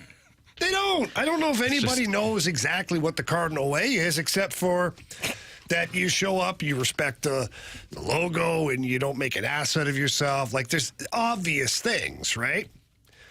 This is, to me, this is, and Carey, maybe you feel differently, but I think this is exactly what they're trying to do. Not only are they trying to recreate or get the Cardinal Way back, they're taking former Cardinals back to help them do it. I'm at a loss for words. I was confused. I don't know, man. I guess they are trying to recreate it and trying to bring it back, but that's part of your job, to establish a culture and keep the culture going in the direction that it has been. If there is a way, if you have the Patriot way, the Cardinal way, if you have a way that you do things, then you are supposed to hire people that keep that tradition going in that way. And somehow, along the way, they have either not signed people that had that mindset and it shifted. And I don't know when that shifted. I don't know if it was as simple as 2022 to 2023. Seems kind of crazy to me. That seems a little bit strange and maybe it was losing Yachty and Albert coming back and then losing him. And then all you got is Waino, and he's injured and not able to pitch in the manner in which you had seen his entire career. And so you go out and you sign Matt Carpenter and you bring back Lance Lynn, and we finally are going to get some guys that know how to do things the Cardinal way, and maybe it results in more wins. It can't hurt. I mean, last year was really bad, so it can't hurt. That's actually plays to their advantage. Because last year was so bad. Yeah. Even if there's a slight improvement this year. Still an improvement. We're heading in the right direction. We did expand the budget. Did you? When I think of the Cardinal Way, or like you said, Carey, the Patriot Way or the Steeler Way or whatever way, yeah, I think about standards and expectations. There's a standard that when you show up to practice every day, when you walk into the building, there's a standard and expectation that you come to the building with, right? Like if you fall below that, there's accountability. And I think the second part of that is where the Cardinals have actually lost their way. It's the accountability aspect of it, because the effort should be relentless. Like the effort should be there. It should be relentless. You should be every game. play the hard nine, the Tony La Russa stuff, highest level possible. Discipline, highest level. But there's a standard and expectation. Whatever that standard and expectation is, you show up the park a certain way, you practice a certain way, you play a certain way. But I think what has happened, and I'm just speculating, I'm giving the 300-foot view on this because I'm not there every day, and I haven't been there every day over the last X amount of years. But, guys, I think it's the accountability that has been missing. You can say, we do it this way. But if nobody's holding the person accountable, the young player accountable, the veteran player accountable, the coaches accountable, what does it matter? I could tell you guys, hey, listen, we show up every day at this time. And then you guys show up late, and I don't say anything. Well, there's no accountability there. Yeah. Why would you guys care? So I think the accountability is what the Cardinals have lost. Is that the sole reason for signing Matt Carpenter? Is that? I think they're trying to grasp at straw. I think they're grasping at straws, Carey, to try to bring that back. Well, That's why they brought all those guys. Listen to what Arenado said in this last sentence here. So it's nice to have Carp, who's not afraid to go up to people and talk to them and hold people accountable. You're either not doing that or you're not doing it well, and the Cardinals had to bring in somebody that wasn't even here the last So there was years. nobody on this team last year. Carey's so perplexed about this. You're telling me on a team, 26, right? 26 men? Yes. 26. On the active roster? Mm-hmm. You're telling me on a team with 26 people, not one man could go up to a teammate and say, hey, what are you doing, bro? Well, don't do that. You know what perplexes me about this, honestly, is what was Adam Wainwright's role? Like, I'm not being a jerk. Okay. In all fairness, he was in that clubhouse. Do you want my response to that? I know what you're going to. I already know what you're going to say. What am I going to say? Well, he was worried about his last year, and he didn't want to get involved. Or listen, that's not. Here's how something that goes. Here's something that you can't understand, and you can't. Well, actually, Carey, I think you can understand, but I can't understand. But Marsh can definitely understand, and Carey kind of understands. When you're trying to put together an album or a record. If you're trying to get your music off the ground, to create your own songs, to put together lyrics that are going to touch people's souls, and I think Adam Wainwright touched people last year. Well said. With his music. It's also difficult. It's also difficult to clarify that. To pitch well and to do the things you're talking about from a leadership standpoint. But still, there's lots of guys who have released albums in various sports. Yeah, Shaq did it. Yeah. Do you think Shaq didn't hold guys accountable? Probably not that year. Shaq lifted tables up and threw away food when people didn't perform well. Nobody's eating tonight. Wasn't that Jordan? No, that was Shaq. Wasn't it Jordan, too? Shaq threw the whole table. Nobody gets any food. Nobody. The hell was that? That's holding teammates accountable. Could you imagine? So we don't get to eat any food? That segment was terrible. You're not getting this water. It would elicit a response. I'd be up against the wall. You either be better or we'd have something going on here. But no, in all seriousness. Take away my hydration. Nobody. 26 cut records. But I'm going to ask it again. Adam Wainwright is viewed as a big locker room presence. Carries himself as a guy that'll talk to people and set them straight, right? The good old country boy. Where the hell was he? Where was he? I know. He was writing an album. He was trying to get to 200. He had all these things going on, but there should have been a presence there. I'm looking. I'm looking at the roster again. Okay, so maybe you say Jordan Montgomery and Jack Flaherty. They're impending free agents. They're probably going to be. Okay, they probably. I will. You know what? I'll do this. I will admit to this. I was a team captain. I was a team leader, and there was a point in time where we were 1-5, and one more loss meant we weren't going to be bowl eligible, and we were sitting in the locker room about to play Michigan. And we were terrible. And Michigan was Michigan. One of my teammates came and tapped me on the shoulder and said, hey, man, you going to say something to the guys? Get us going? I took my headphones off, turned around, looked at them. I said, for what? So y'all can let me down again? And I put my headphones back on and went back to my music because I was frustrated. I knew what the outcome was going to be. I'm still a leader. I was. But and there were times in that same season where I had a pick line in my arm because I missed a few games, and I almost pulled that pick line out when I wasn't playing because guys weren't performing well enough. So there were both ends of it. But when I look at this, you telling me Brendan Donovan is not a leader? He's not a guy that can hold guys accountable? You telling me that Tommy Edman is not a leader? He's not a guy that can hold people accountable? He might not be. I don't know if either of them is. Yeah, they might not be. And like, just then what are you doing? Just because we want somebody to be a leader doesn't mean that they're a leader. What are you doing? not everybody has the capabilities of doing it, Carey. You know that.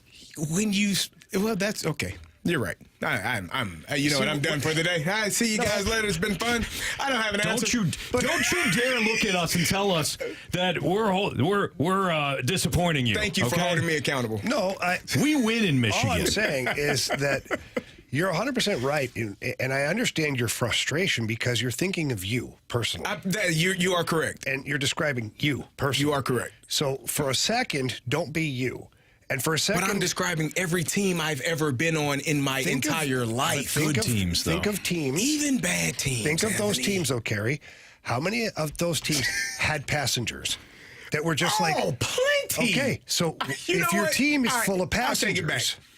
I take it back. I am wrong because I did also sit at an Illinois meeting in 2017, 18, and I talked to the team. Hey, no, it's about 15. Talk to the team. And I said, you know what the problem is, guys? Some of you guys don't really care.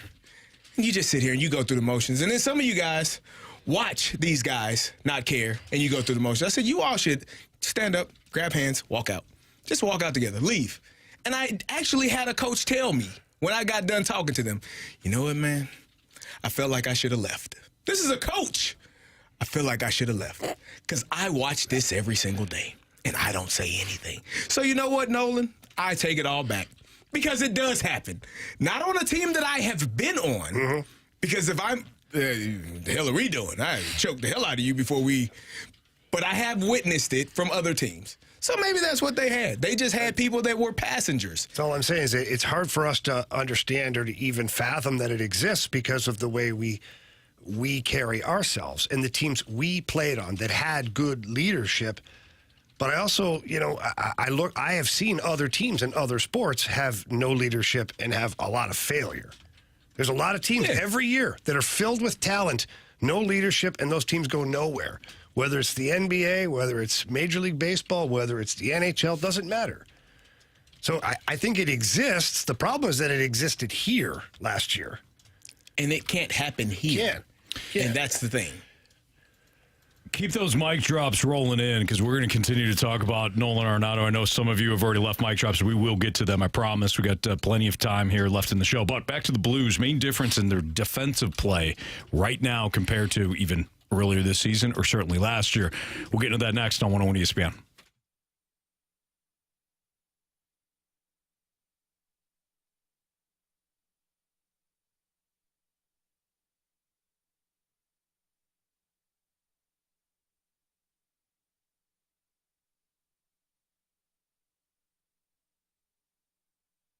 Fellas, we know we're watching the NBA games, most of the time anyway. But what I am doing, though, is I'm jumping on FanDuel to play the NBA games. And right now they've got the no-sweat same-game parlay over at FanDuel for every Thursday with TNT Thursdays. So all that means is that the NBA has games on TNT, and you get bonus bets back if your same-game parlay doesn't win on any of those NBA on TNT games. Yeah, Jamie, the NBA same-game parlays are a perfect way to combine your bets for a chance to score a bigger payday.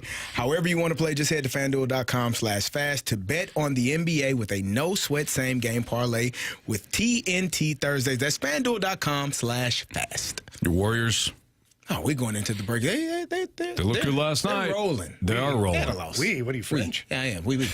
He plays for Golden State. You didn't now. know? Not only does he get payments from the Cardinals, he get payments for the Golden State as well. Dipping is what it's called. Well, if you want to follow Carey's picks there with Golden State or anything that he's playing at FanDuel, again, go to FanDuel.com/fast, and then you can make every month more with FanDuel, an official sports betting partner of the NBA. Must be 21 or older and present in Illinois. Minimum 3-leg parlay required. Refund issues non-withdrawable bonus bets, which expire 7 days after receipt. Max refund $5 unless otherwise specified. Restrictions apply. See terms at sportsbook.fanduel.com. Gambling problem, call 1-800-GAMBLER.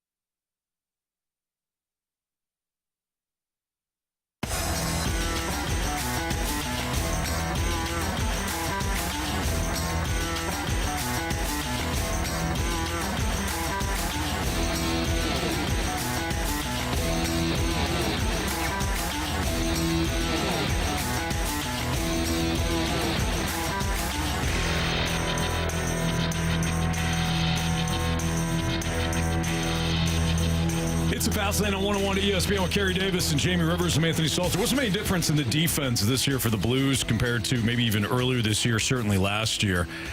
Jamie, I know you've seen some improvements along the way. I didn't necessarily think that the defense was great last night. I thought Jordan Binnington was outstanding. I think the Blues did a good job of getting to the front of the net and scoring. But for you, Jamie, am I wrong? The D has been much better, right?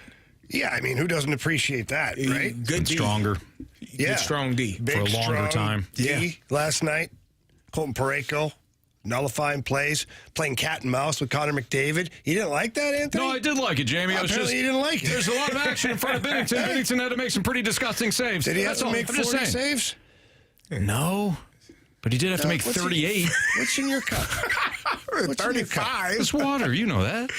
Oh, it's 38. I thought the defensive effort was fine. Look at that freaking team they're playing against. Anthony, look at who they're trying to playing win against. a cup. All right, just go ahead. You never want the Carey, D to this just is be where, fine, This is where we though. just let him go. Thank you. You want the D to be great. Yeah, as we all do, Anthony. Yeah. But go ahead. Just go ahead. Continue to vent because that's what you want to do. I'm not trying to vent. I'm just trying to say, hey, listen, this was my observation last night. I didn't think the defense in front of Bennington was all that great, despite the 6-3 We win. got some really good guys on the other side, though. You're turning into some of the people we have on the text line. Oh, am I? Yeah, you totally are. There was a saying. I know what you want from me. You just want me to shut up and just get in the corner. Well, I will not. I will not, No, I don't Jamie. mind you talking, but you can go in the corner. It's kind of funny to see you do that. If you don't clean up the defense, this is going to be a problem, Jamie. Point your finger at me. There's a saying. Then don't come crying to me. There's a saying we used to have in college and in the NFL. Those guys are on scholarship too. And in the NFL, those guys get paid too. Like, those guys get paid to play as well. So sometimes those guys are really good on the other side, and you got to deal with it. Let's just see how this works then. All the guys last year playing the Cardinals were paid too. They clearly didn't have any leadership. If you're comparing the Cardinals to Connor McDavid, I mean, you are seriously. I'm not comparing the Cardinals to Connor McDavid. Over there. I'm comparing, I don't know, Juan Soto and Ronald Acuna and all the best players in baseball to Connor McDavid, who's also who played one of the against best. the Blues last night. Yeah. And the Blues won. And you're complaining about the defense. Why don't you go ahead, Mr. Hockey guy? Why don't you tell me how good the defense was I've last tried night? 5 times. You just keep talking. Who put a quarter in this machine? When does it end? He's revved up. I am a machine, like the Energizer Bunny. You know that. Yeah, you are, Anthony. You just keep going and going. I've seen it. You know, Carey, you were there. I was not there. I was not there. I don't. I have no clue what was going on. No, he wasn't there. All right, we'll have to go back and look at the the lampshade. Anyways, look at the game Blues film. defense last night. I didn't hate it because I understand what you're saying. There was a lot of offense, and Jordan Binnington had to make some big saves, which he did. But that's going to happen to any team that plays the Edmonton Oilers. So it's good fortune and good playing by the Blues when you get the saves, and then you get plays like Colton Parayko. That first period play was, it was a work of art. 2-on-1 with 2 of the best players in the league. And Colton Parayko does the old cat and mouse, stick way out there with the reach, take it away, and then takes away the one spot. So he knows Connor McDavid has to pass the puck back to the middle of the ice, and then just picks it off and heads up the ice with it. I was like, that was pretty awesome. That's pretty awesome. That's the best player in the world who usually makes people look stupid, and it got flipped on its head in that one sequence. But overall, the defense core for the Blues, it's been really good, and they shouldn't be. And let me clarify this. You have Matthew Kessel, who, if you took a poll around St. Louis at the start of the season about when do you think Matthew Kessel's going to play for the Blues, I don't know. You mean Phil Kessel? I don't know how many people would know. Your diehards would. Of course, your hockey people. I'm not saying you ask people at Centene Community Ice Center. Right. I'm saying you go over to West County Mall and just ask people about Matthew Kessel. I think you get a lot of blank stares. You can find him. Exactly. Yeah. He stepped in. He's playing top 4 minutes. He's playing very well. Callie Rosen has stepped in, played very well. Marco Scandella has had a really good year. And last night, I loved what he did. And he initiated it. Corey Perry is, he's a bugger to play against. There's absolutely no doubt. He's a pain in the rear end. And he's bumping into Binnington and doing all sorts of things and falling on him in the crease. And then Marco Scandella just skated up and says, I've had enough of this. And you look, and the mitts were off, and Corey Perry's like, oh, damn, I'm in one. And, it wasn't a big, toe-to-toe, rock'em sock'em, but it sent a message. Yeah. And it was great to see Marco Scandella do that. So for me, it comes down to a really good team effort, but our group effort. But at the same time, the high-end play of Nick Leddy and Colton Parayko has been special this year. Nick Leddy standing guys up at the blue line, skating the puck out of trouble. How about the pass? You talk about Robert Thomas, he had the first chance, and no, the puck found him. No, it didn't find him. Nick Leddy passed through 3 guys, tape to tape, and Robert Thomas was able to put the puck in the net. Mm-hmm. So this is a group right now that the top guys are elevating their game. Torrey Krug is playing really good hockey right now. I love where it's headed, and it's made a world of difference. It's helping you win hockey games, and it's helping you win games against good teams. Don't forget the Blues Predators. We got the pregame here right here on 101 ESPN starting at 3 o'clock tomorrow. We've got the Gauntlet next.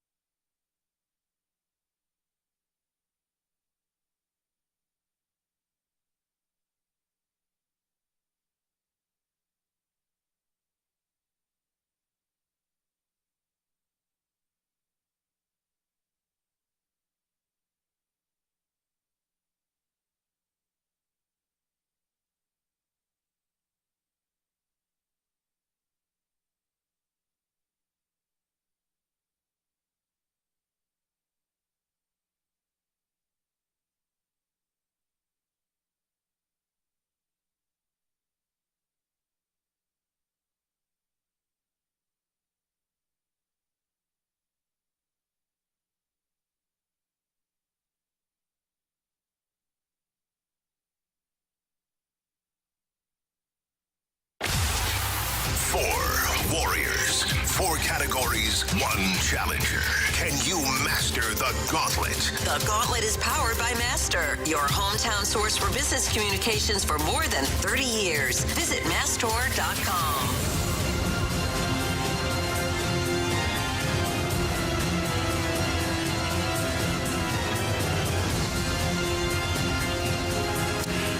Your time check is brought to you by Clarkson Jewelers, an officially licensed Rolex jeweler with Jamie Rivers and Carey Davis. I'm Anthony Stalter. We welcome in Jeff to the program. Jeff's our latest contestant in the Gauntlet. What's up, Jeff? Oh, not much. How are you guys? Well, we're doing good today. You home? You safe? Good to go? Yep. I'm at work. Doing good. Okay. All right. Well, you're avoiding the weather out there. Well, it stopped snowing. Jeff's going to be fine. He doesn't care. I care about Jeff, Jamie. Well, I care about Jeff, too, but Jeff doesn't care about the weather. Okay, fair enough. He's fine. All right, Jeff, would you like to take on Marsh, Carey, Jamie, or me today in the Gauntlet? Let's try Carey. Jeff chose Carey Davis. All right. I'm excited.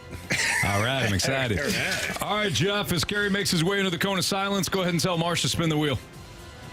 All right, Marcia, spin that wheel. What are you hoping for, Jeff? Hockey or random? Hockey or random? Wow. The wheel has loved random of late. But not today. But not today. Spun past random, went to baseball. How do you feel about baseball today, Jeff? I might as well just say I lost today. Okay, no confidence Jeff, from I don't want Jeff. that attitude. Doesn't mind Come the on, snow, buddy. does mind baseball. Yeah, and you got Carey. Carey's not the baseball guru, you know? Come on, man. All right, the one thing we know about Jeff is he's going to give a lot of effort today. He's dialed in, man. Yeah, he is. Right. All right, Yeah, that's right. Jeff, you get 4 questions, all baseball, all worth 2 points unless you ask for the options. If you ask for the options, those questions become worth 1 point. Are you ready? Yep. All right, question number 1. The 1996 St. Louis Cardinals fell just 1 win shy of reaching the World Series, but they also had just 1 player drive in 100 runs. Who was it? Options. Gary Gaetti, Ray Langford, Brian Jordan. Brian Jordan. Final option. Final.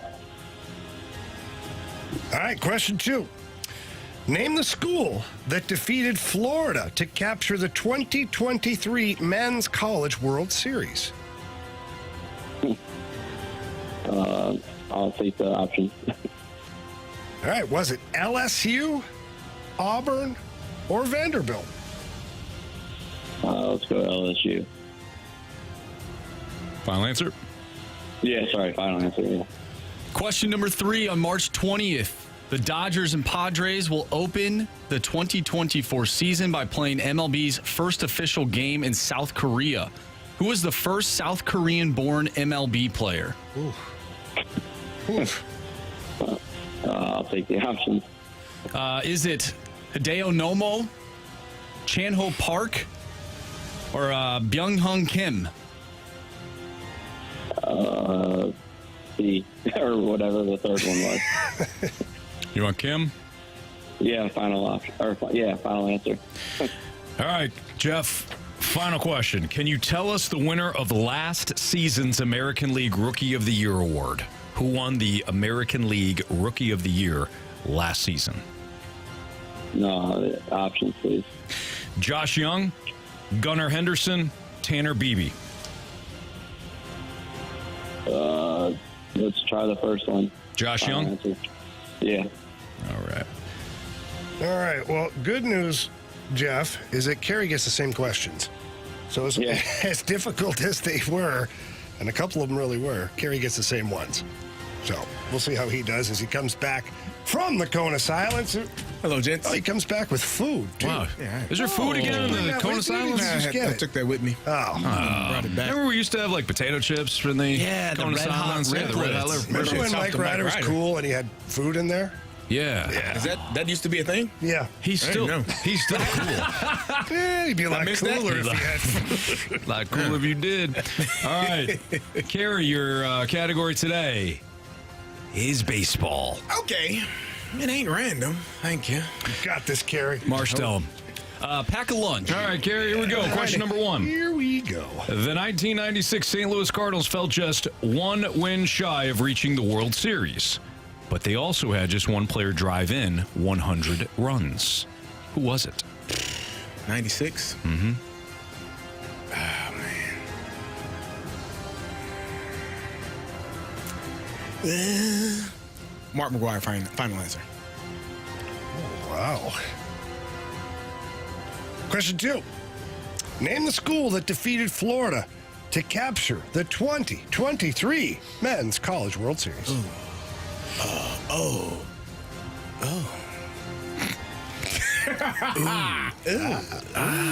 Give me the option, please. Was it LSU, Auburn, or Vanderbilt?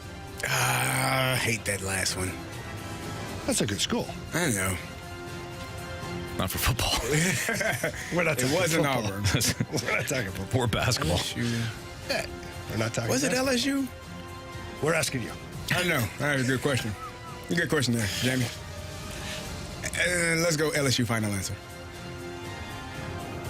Sounded like you guys were doing a mattress giant jingle there. Oh, yeah? Ooh. Question number 3. On March 20th, the Dodgers and Padres will open the 2024 season by playing MLB's first official game in South Korea. Who was the first South Korean-born MLB player? Oh, jeez. Give me the options, please. Is it Hideo Nomo, Chan-ho Park, or Byung-hun Kim? Give me the options one more time. Hideo Nomo, Chan-ho Park, or Byung-hun Kim? Let's go Chan-ho Park. Just a guess. Final answer? Final-ish answer. All right.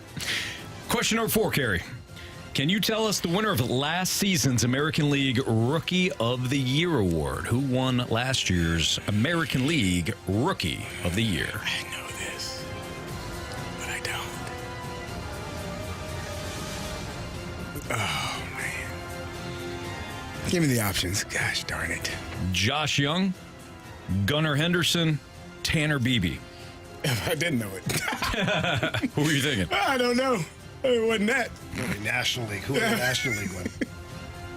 Was it it was the Diamondbacks guy, wasn't it? Yeah. Corbin Carroll. Corbin Carroll. So disappointing. That's who I was thinking. But I was definitely thinking National League. Josh Young, Gunnar Henderson. Or Tanner Beebe. Young, Henderson, Beebe. Young, Henderson, Beebe. Let's go Josh Young. Final answer. Gosh darn it. I hate it. All right, let's go over these. All right. Let's start right there. Can you tell us the winner of last season's American League Rookie of the Year award? You guys both took the options. You both took Josh Young of the Texas Rangers. Correct answer is... Josh Young was not the Rookie of the Year. It was Gunnar Henderson. Gunnar Henderson of the Baltimore Orioles is the correct answer. So we have a 0-0 tie. The 1996 St. Louis Cardinals fell just one win shy of reaching the World Series, but they also had just one player drive in 100 runs. Who was it? Jeff, you took the options. You went with Brian Jordan. Oh. Carey, you did not take the options. You went with Mark McGwire. You probably should have. Correct answer is... It is Brian Jordan. It is Brian Jordan of the Atlanta Falcons. Maybe McGwire was still here in 96. Was he? I don't know. I don't think he got here until 97, 98. No, he got 97. Here yeah. 98 was the way. He got here before that. 97 was the, or 98 was the home run. Yeah, I know, but he didn't come here in first year and do that. No, you're right. You're right. Take it easy over there. Don't crap I thought yourself. He got here in like 95. Well, let's check it out. All right. Maybe 96. He got here in, let's see here, 97. Like I said, not. Anyways, Jeff got it right with Brian Jordan. He has 1 point because he did ask for the options. Name the school that defeated Florida to capture the 2023 Men's College World Series. Jeff, you went LSU. Carey, you went LSU. Correct answer is... Go Tigers. Go Tigers. LSU. LSU. Jeff has a 2-1 lead. Comes down to this. On March 20th, the Dodgers and Padres will open the 2024 season by playing MLB's first official game in South Korea. Who was the first South Korean-born MLB player? Jeff, you took the options. You went with Byung-hun Kim. Carey, you took the options. You went Chan-ho Park. If it's Chan-ho Park, we've got a walk-off. If it's Kim or Hideo Nomo, who is the other option, Jeff wins.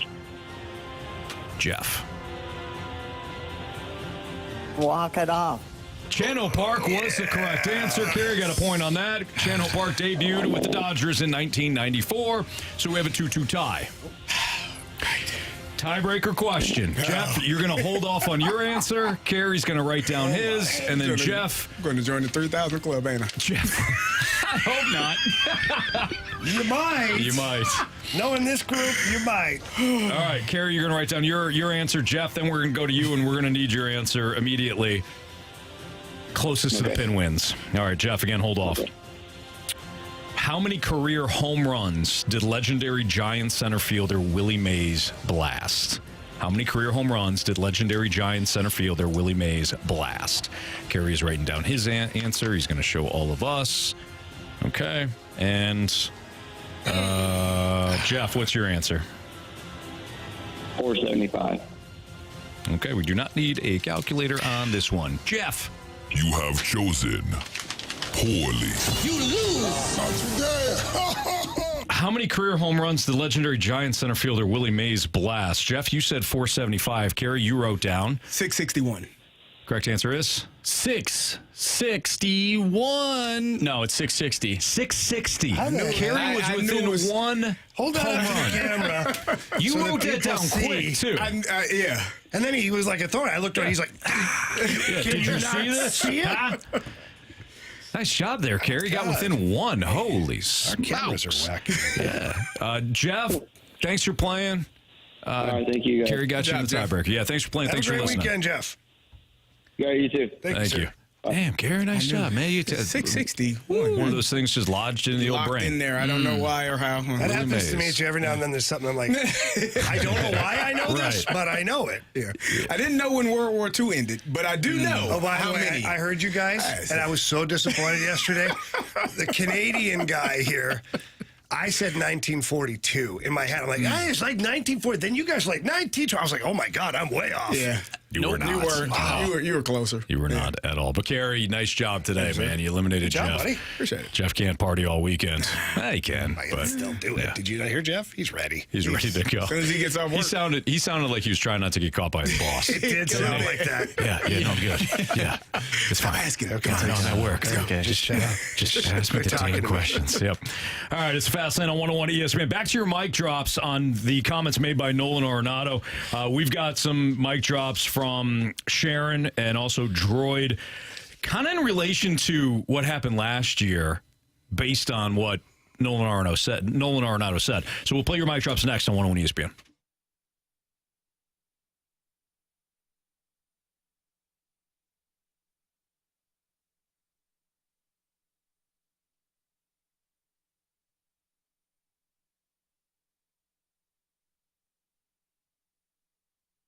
Jamie, what is one of the biggest investments you'll ever make in your life? Well, purchasing a home, man. Purchasing a home. You've done it. I've done it. It can be a fun process when you're picking out the home, and then it can also be a little unnerving. Stressful when it comes to getting the loan in place. It doesn't have to be stressful, though, because if you call our guy Stewie from Stewart's American Mortgage Corporation, he's going to make it easy, and he's going to save you money over the long haul because he's got programs like the Bagel Loan. Yeah, the Bagel Loan is his creation. It's a fantastic program for anybody. If you qualify and you borrow over $200,000, you qualify for the Bagel Loan, and then you also qualify for Stewie's expertise.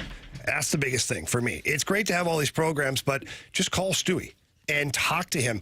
And if he doesn't currently have a program set up for you, he'll try and create one because he cares about the customers and he absolutely loves helping our 101 ESPN listeners. So tell him, say, I hear you on the fast lane all the time, and hey, I got this problem, a debt, I've got the house I'm purchasing.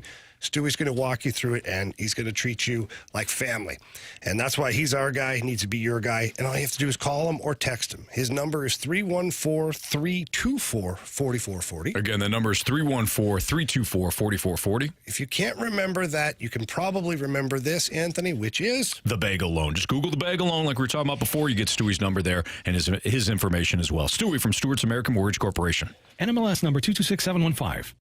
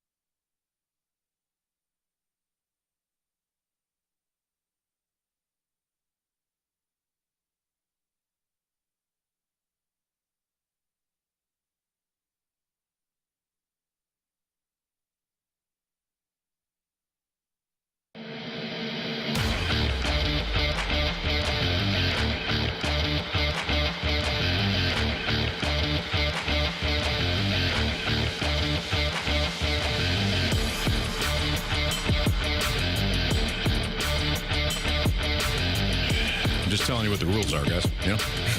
What we've been told. Don't be touching it. The camera, of course. It's Fastlane on 101 ESPN. Carey Davis, Jamie Rivers, I'm Anthony Stalter. Talking about the comments made by Nolan Arenado. I'll read them again. Sure. When asked about Mo and why, the comments he made about bringing in Matt Carpenter, veteran presence and all that, Nolan Arenado says their team was just all young guys, and I don't mean that in a bad way, but they kind of overran the clubhouse, and usually the veterans run the clubhouse. And I don't mean that in a way that they were disrespectful. It wasn't anything like that, but there was just so many of them. And I think if you want to get the best out of young guys, they've got to see how veterans do it. All-stars and players who've been there before. And then that's how you get them better. But if they don't have those types of figures, it's hard for that to happen. I know me and Goldie were there, but we're not vocal people either. So it's nice to have Carp, who's not afraid to go up to people and talk to them and hold people accountable. In fairness to Nolan Arenado, he's not saying that he and Goldie didn't do this, although that's the implication. Because he doesn't say, so it's nice to also have Carp, who's also willing to go up to people and hold them accountable. And I think that last sentence is the thing that is driving everybody crazy. So we asked for your mic drops. Here's Droid. I had this similar thought. No, I mean, everything makes complete sense after a 91-loss season now. Everything makes complete sense. So now Matt Carpenter, Lance Lynn are now going to be the leaders of this team who have not been a part of this clubhouse for years. What the hell is going on, man? No wonder. It all makes complete sense. This is why they went out and got 35-year-old pitchers, however how old they are. It doesn't matter. Nolan Arenado and Paul Goldschmidt were supposed to be the leaders of this team, yet they did nothing. No wonder. Dude, this infuriates me so much, but now it makes sense. I hope they improve. I hope this fixes everything. But in my eyes right now, this team went from a 91-loss team to an 87-loss team. Guess what? That's an improvement. Woo! Get the campaign ready. Droid, we're laughing with you, not at you. You're absolutely right. But I had that thought, too. Great. It's an improvement. Listen, you weren't good enough last year. Your pitching wasn't good enough last year. And then when things started to go sideways, everybody just kind of retreated to their corner and be like, well, I don't know what we're going to do here. Yeah, it's all frustrated. We're all frustrated. How many times do you have to hear that? We're all frustrated in here. Every single one of us. Yep. We don't know how to turn it around. Okay. Who's there to grab the two? Whether it's Oli, because I know everybody wants to blame Oli. Fine, blame Oli. I'm cool with that. But you have other people in that clubhouse, too. It's not just Oli. One man cannot just galvanize the team who are being paid, most of them being paid much more than Oli is, and been in the league a lot longer than Oli has. And you may say, well, that's the problem, too. Okay, there's got to be more than one leader, though. Bottom line. I got good news and bad news for you. You want the good news or the bad news? Hit me with the good news. I'll get you the good news first. Yeah, hit me with the good news. They won't lose 91 games again. Yes! Yeah, it is good news. It's really good news. Mm-hmm. Bad news is they probably won't win the division either. No, they're going to win the division. I don't know. Wow, you're negative. Yeah, I gave you good news. Yeah, but you've been the guy that's been pounding the drum. I don't have my glasses on, so I haven't worn them in a couple of days. It's something crazy that happens when you put those things on. They kind of focus you into positivity. I don't have a lot of positivity right now. When you say they're not going to win the division, what do you mean? Did they switch divisions? No. Are they in a division where multiple teams are actually trying to put together a competitor? No. Or are they still in the NL Central where teams say, we just care about the bottom line? Yeah, they're still there. Okay.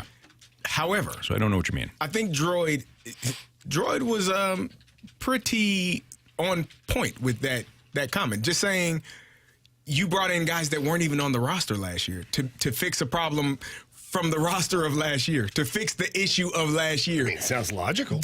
Those people weren't here. Hey, so last year we had this going on and this going on. Fix it. Help us. Okay. Sure. You weren't here last year. Fix our problems. Yeah. What? You have no idea what's going on. You don't know what the hell happened here. Fix my problem. But let me tell you about it. This is what we did last year, and this is why we brought you here. Fix it. I just picture like the current Cardinals saying, hey, can you come here? We peed all over the rug here. We're going to need you to clean this up. Hopefully. And we're not going to help. Yeah. So if you could just go and do that now. Good luck. Yeah. That happened to me last night, Anthony. Did it? It Dog. Yep. Got home from the game last night. You peed the rug? No, I didn't. Not last night. So the dog cleaned it up? No. Got home last night from the game, and all my kids are huddled around the island in the kitchen, and they're laughing and hooting and hollering, having a great time. Dog has a leak on the kitchen floor. Like minutes before I got there, I'm like, what is that? Like, the dog just peed. I'm like, well, what are you guys doing? Why didn't you clean it up? What are you guys doing? They're like, oh, I don't know. You'd be home soon. Don't know where the paper towels are. Okay. And then I go, well, what are those? Like 2 other spots in the carpet. Like, what? It's like, what are we doing here? Wow. Oh, no, they just, we didn't see that. I'm like, okay. And now so Jamie, I was that guy. I had to clean it up. It's in my suit. Got to get the shampooer out. Yeah. Jeez. And now Jamie, a.k.a. Lance Lynn, has to go up to the dog and stick its nose in the pee and say, don't do that again. That doesn't work. Doesn't work? Nah, you're not supposed to do that because the dog's already forgot what's going on, you know. That's the method I use too. Like the next morning, there's no point being mad at me. I don't remember what happened the night before. So I mean, you can be mad at me. I can't learn. You get mad at me the next morning. I can't learn. Not too smart. Don't know what happened. Let's hear from Sharon. Hey guys, Sharon and Clayton here. This Arenado comments coming out of just not even the first week, but the first few days of spring training are just a joke. It's like, who's running things around here? It's like, you can't even say that the idiots are running the asylum anymore. I don't know who's running the thing, but it's very, very disturbing and a huge head scratcher at this point. I'm not even, I read his comments like 3 or 4 times, and I'm still not even comprehending what he said. And I don't know if that was because of I'm just stupid or his words, but maybe a little both. Anyway, it's just really frustrating that this is, your big marquee player or one of them, and this is the sort of thing that we hear. It's really, I mean, flip the script and imagine a Chris Carpenter or a Yadier Molina making quotes like that. Yeah. You can't, because it would never happen. So this season should be interesting, to say the least. Sharon, you're not stupid at all. We have heard your mic drops and your well-informed takes and well said and comment there about Chris Carpenter and Yadier Molina. You're spot on. Absolutely spot on. And no, I couldn't imagine any former leader, previous leader, making comments like this, which again goes back to my main point. And my main point is I'm glad he made the comments. He's not a leader. We can stop viewing him as a leader. Just having a bunch of gold gloves doesn't make you a leader. Having a bunch of money or being paid as one of the top guys on the roster doesn't make you a leader. We like to correlate the two things. We like to say he's one of the best players, therefore he's a leader. It doesn't work that way at all. And you two guys know that better than anybody, being on previous teams before at the highest of levels. Leaders are cut from a different cloth. They are built leaders, or they have leadership qualities, and they finally get their opportunity to show it. But if you're not a leader, there's really nothing you can do. We can't make him be a leader just because we want him to be. To your point, Anthony, maybe he got it out there on purpose to let people know, like, not that he's saying, hey, look at me, I'm not a leader. Right. But more to the fact that I'm going to do my thing. I want to play good baseball. I want to do my thing. And this team, we need help. We needed help in the leadership category. I'm glad Matt Carpenter's here, because when he was here, he held guys accountable. And there is something to be said to power in numbers, but you have to, at the same token, you have to be part of those numbers. Like I said earlier, you don't have to be the main character, but you certainly have to be part of the support cast if the main character decides to hold people accountable. You can't just be like, well, I don't know. I don't know why he's mad at you. Right. Yeah. Like, you gotta be like, no. Like, if you got a guy in the locker room that stands up, that guy's a jerk. I don't know why he's yelling at you. I don't know why they brought him back. Right.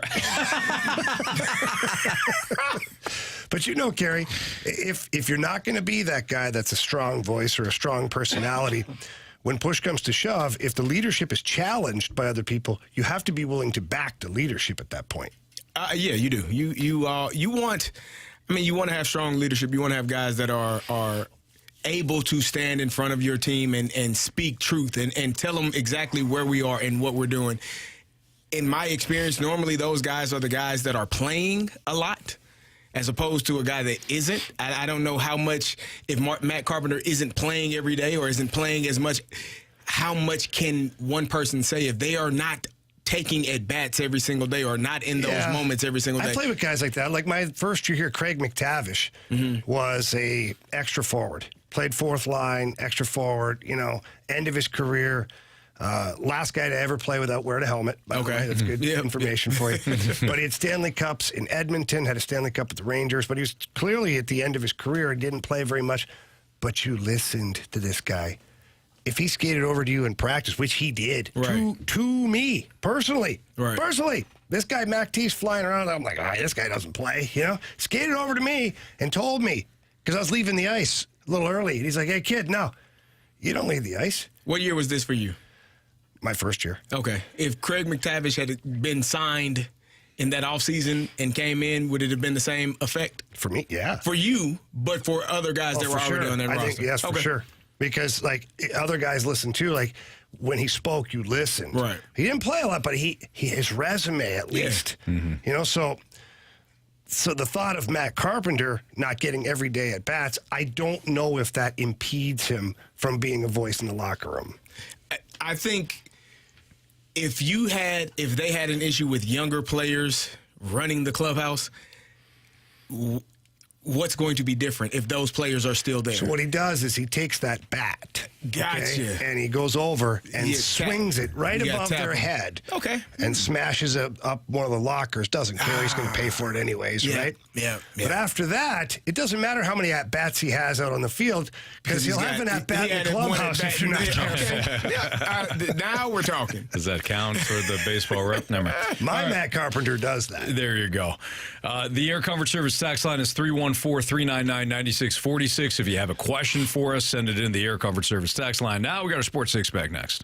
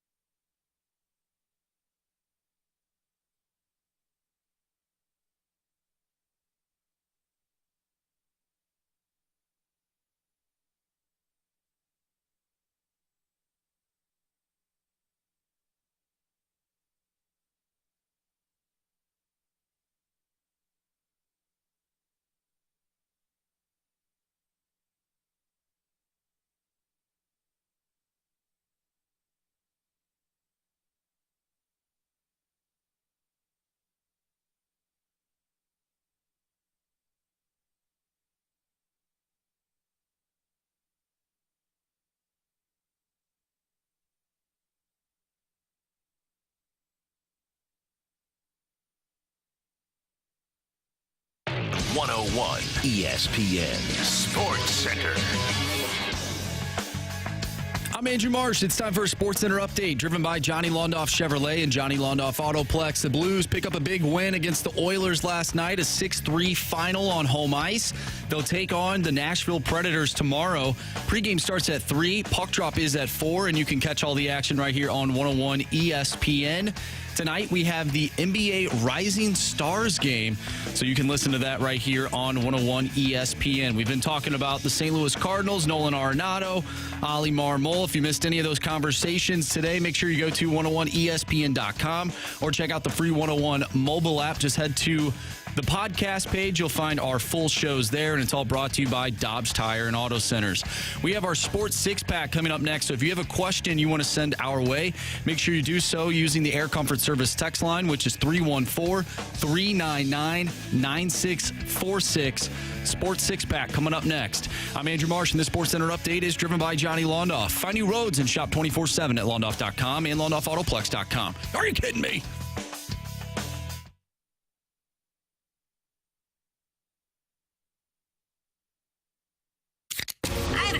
It's time for the Fast Lane to answer your sports questions. I want to ask you a bunch of questions. I want to have them answered immediately. Asking me all these weird questions. Answer the question. Answer the question. Answer me! The Sports Six-Pack is now.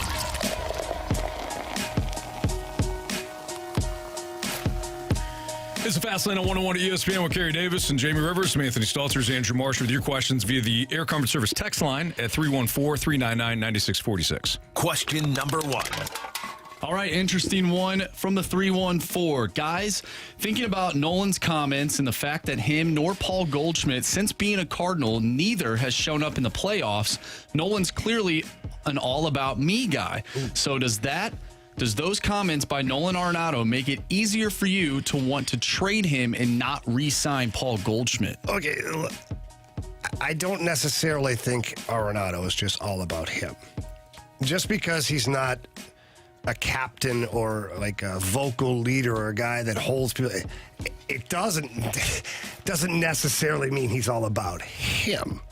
So I don't think we've said that. I don't know if you guys disagree with me, but either way, trading him, I don't know. I never thought about it, to be honest. I thought about Goldie because obviously his contract's expiring and he's getting older. Was he going to be 36 this year, playing out last year of his deal?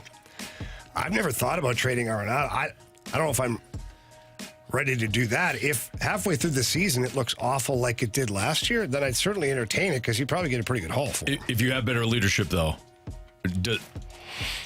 are you good with Arenado if he's just somebody that is a player that kind of just leads by example, but really just kind of focused in on, not that he's not a team player, but there's a difference between not being a team player and not being a leader.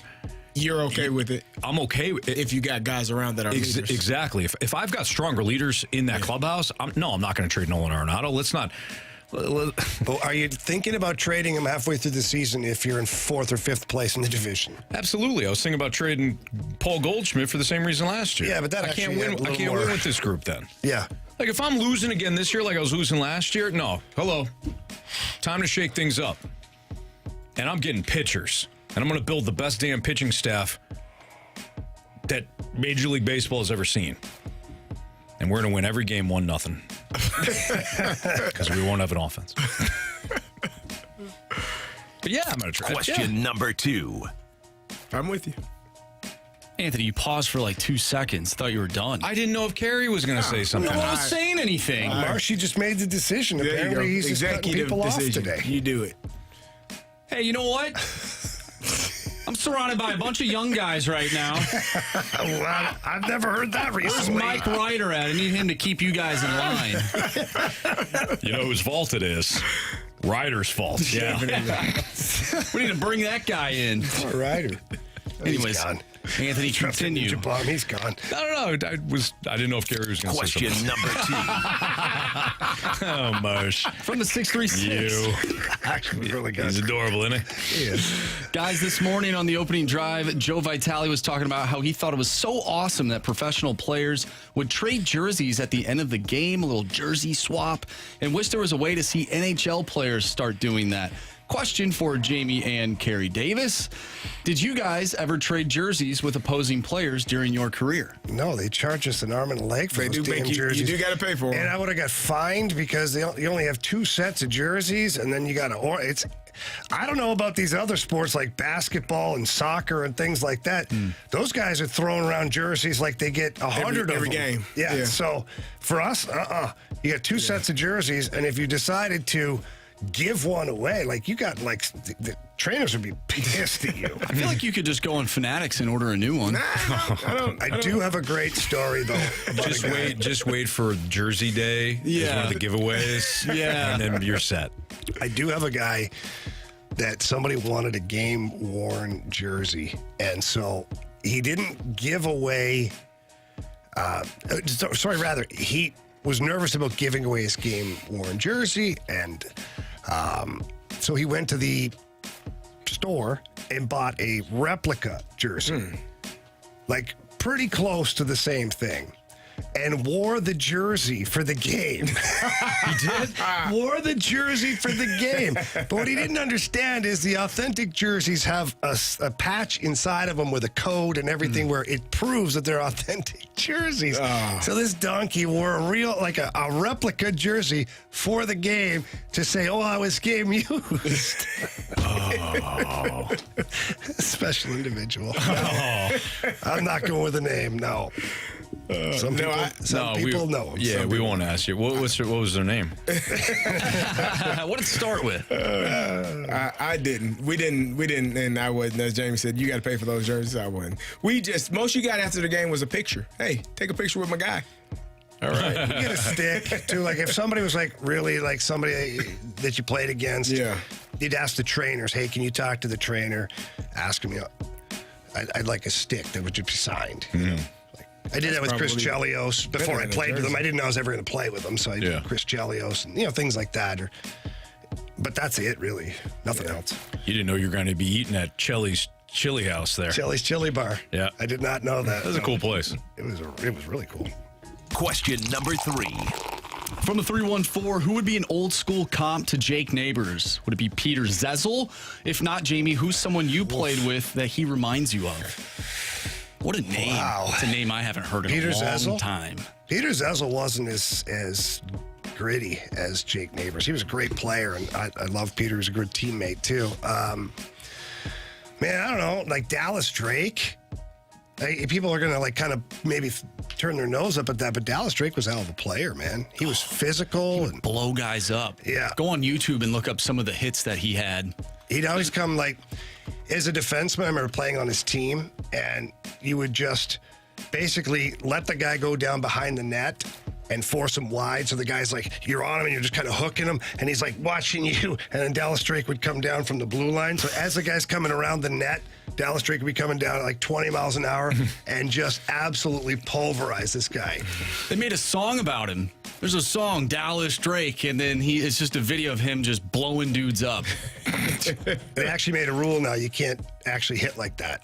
You can't have, they will call you the Dallas Drake rule. Pretty much, yeah. Game changer. It is. So maybe Dallas Drake. Dallas Drake was a 20-plus goal scorer every year. He got to the net front. He was a pest. He wasn't a very big guy, I think that's maybe an old school comp. And we were talking about it last night. Timmy Pabst, who's the producer for Bally's, does a great job, by the way, an awesome dude. He's seen everybody play, and he was we certainly see the comparison to a Braden Shen. Very similar in a lot of ways. Now, Jake Neighbours hasn't fought as much as Braden Shen, but, who knows when that will come, if it ever does. Braden Shen, Ivan Barbashev is a guy, too. People forget Barbie had 26 goals. First line now for the Vegas Golden Knights. Got 2 Stanley Cups. It's not a bad comparable for a player, so. All right, let's carry it over. Yeah. Got our final 3 questions there in the Sports Six-Pack next on 101 ESPN.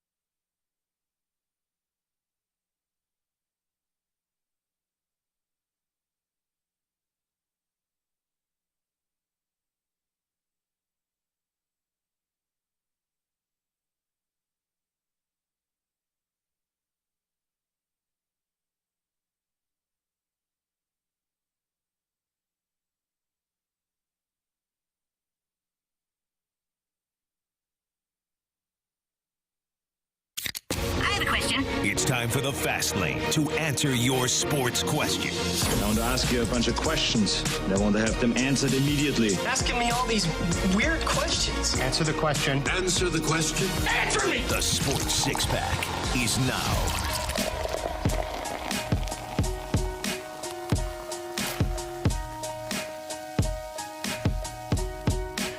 All right, let's continue our Sports Six-Pack here in the Fast Lane on 101 ESPN. Carey Davis, Jamie Rivers, Anthony Stalter, Andrew Marsh. Question number 4.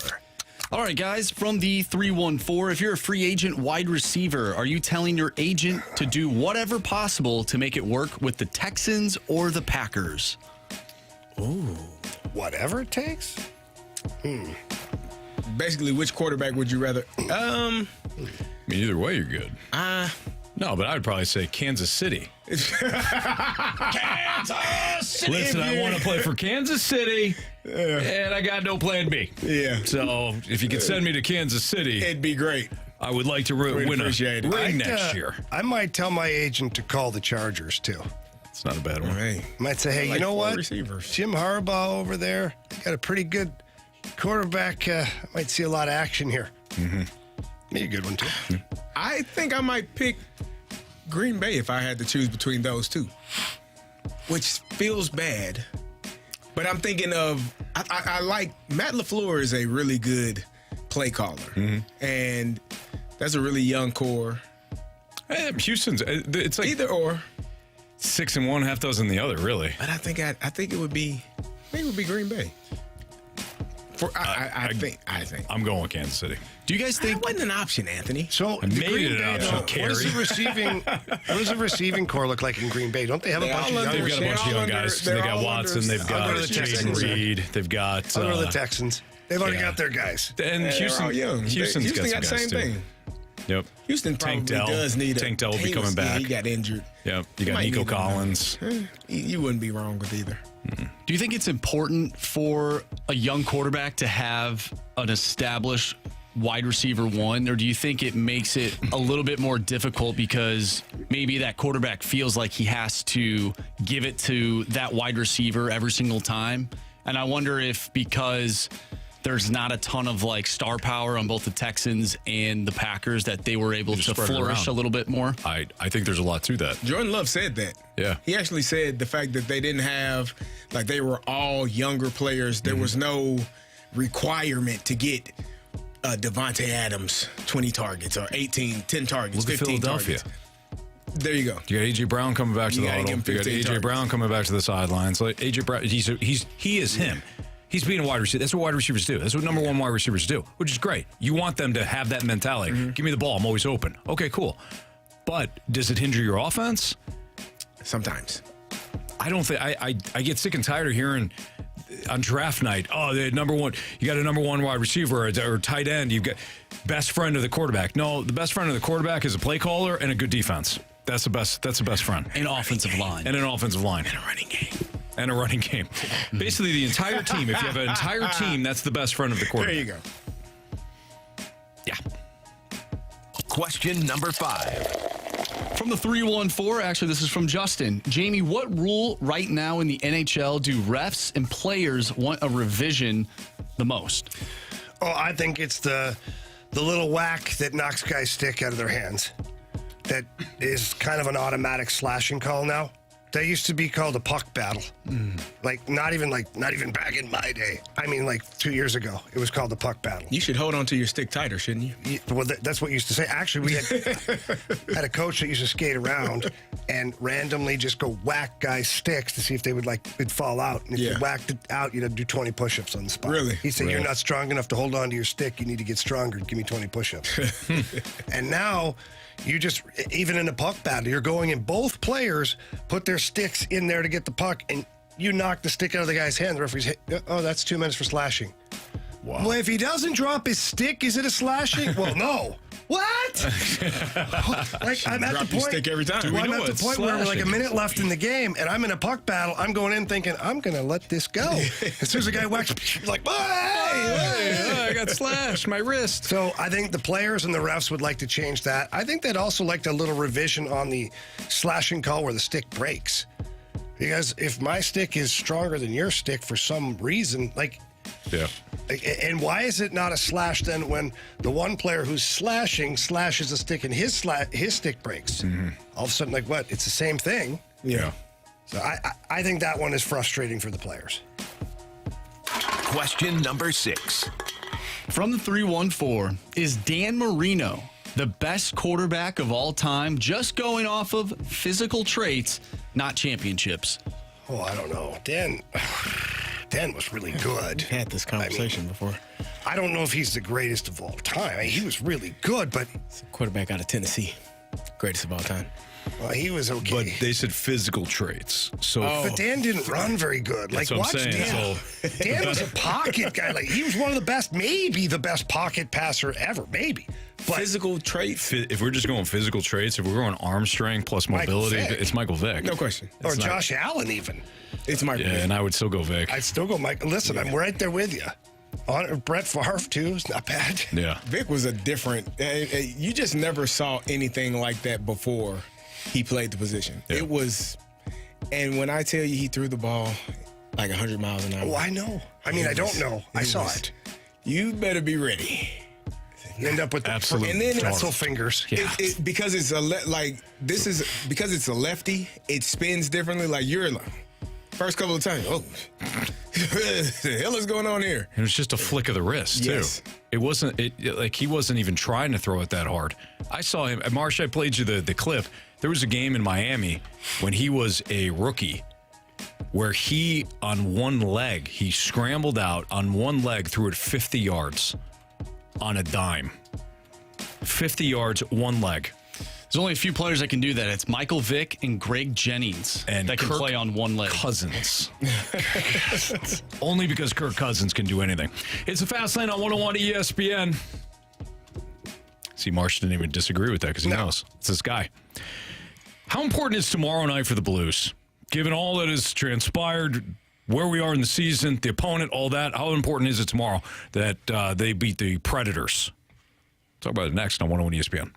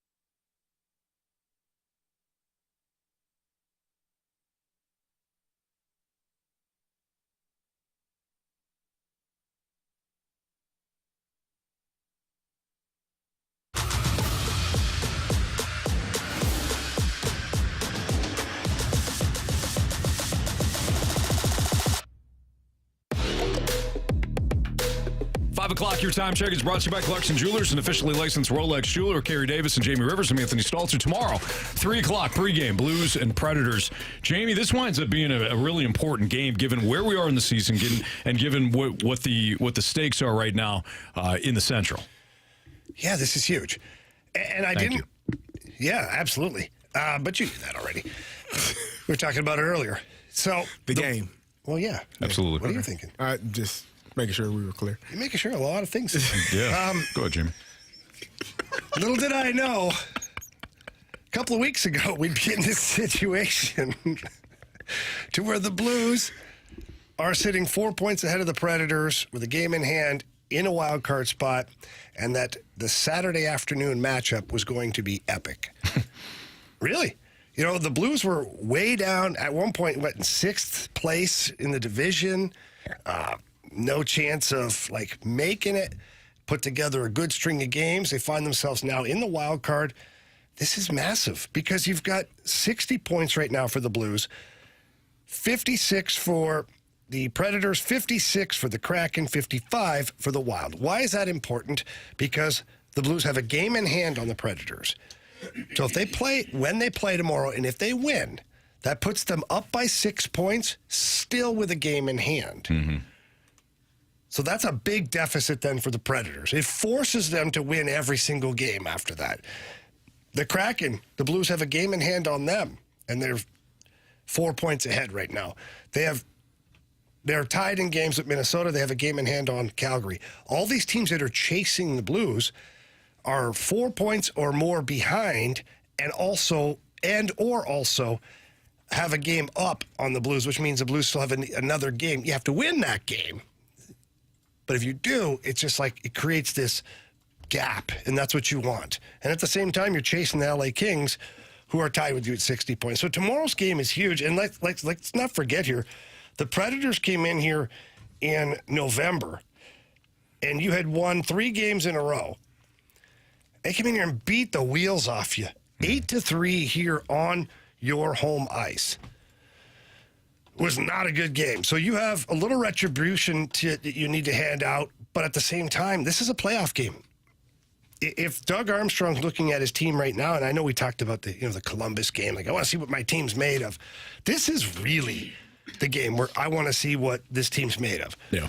How do they start the game? Who shows up? Who battles? I mean, I don't know how you guys feel about it, but I look at it as like, oh my God, I can't wait for this game.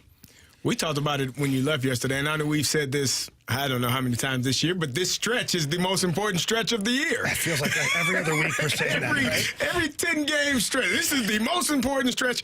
We're going to learn a lot about this team. And here we are again, as the trade deadline approaches, saying the same thing. Which team is going to show up? The team that showed up last night, give me that team every game.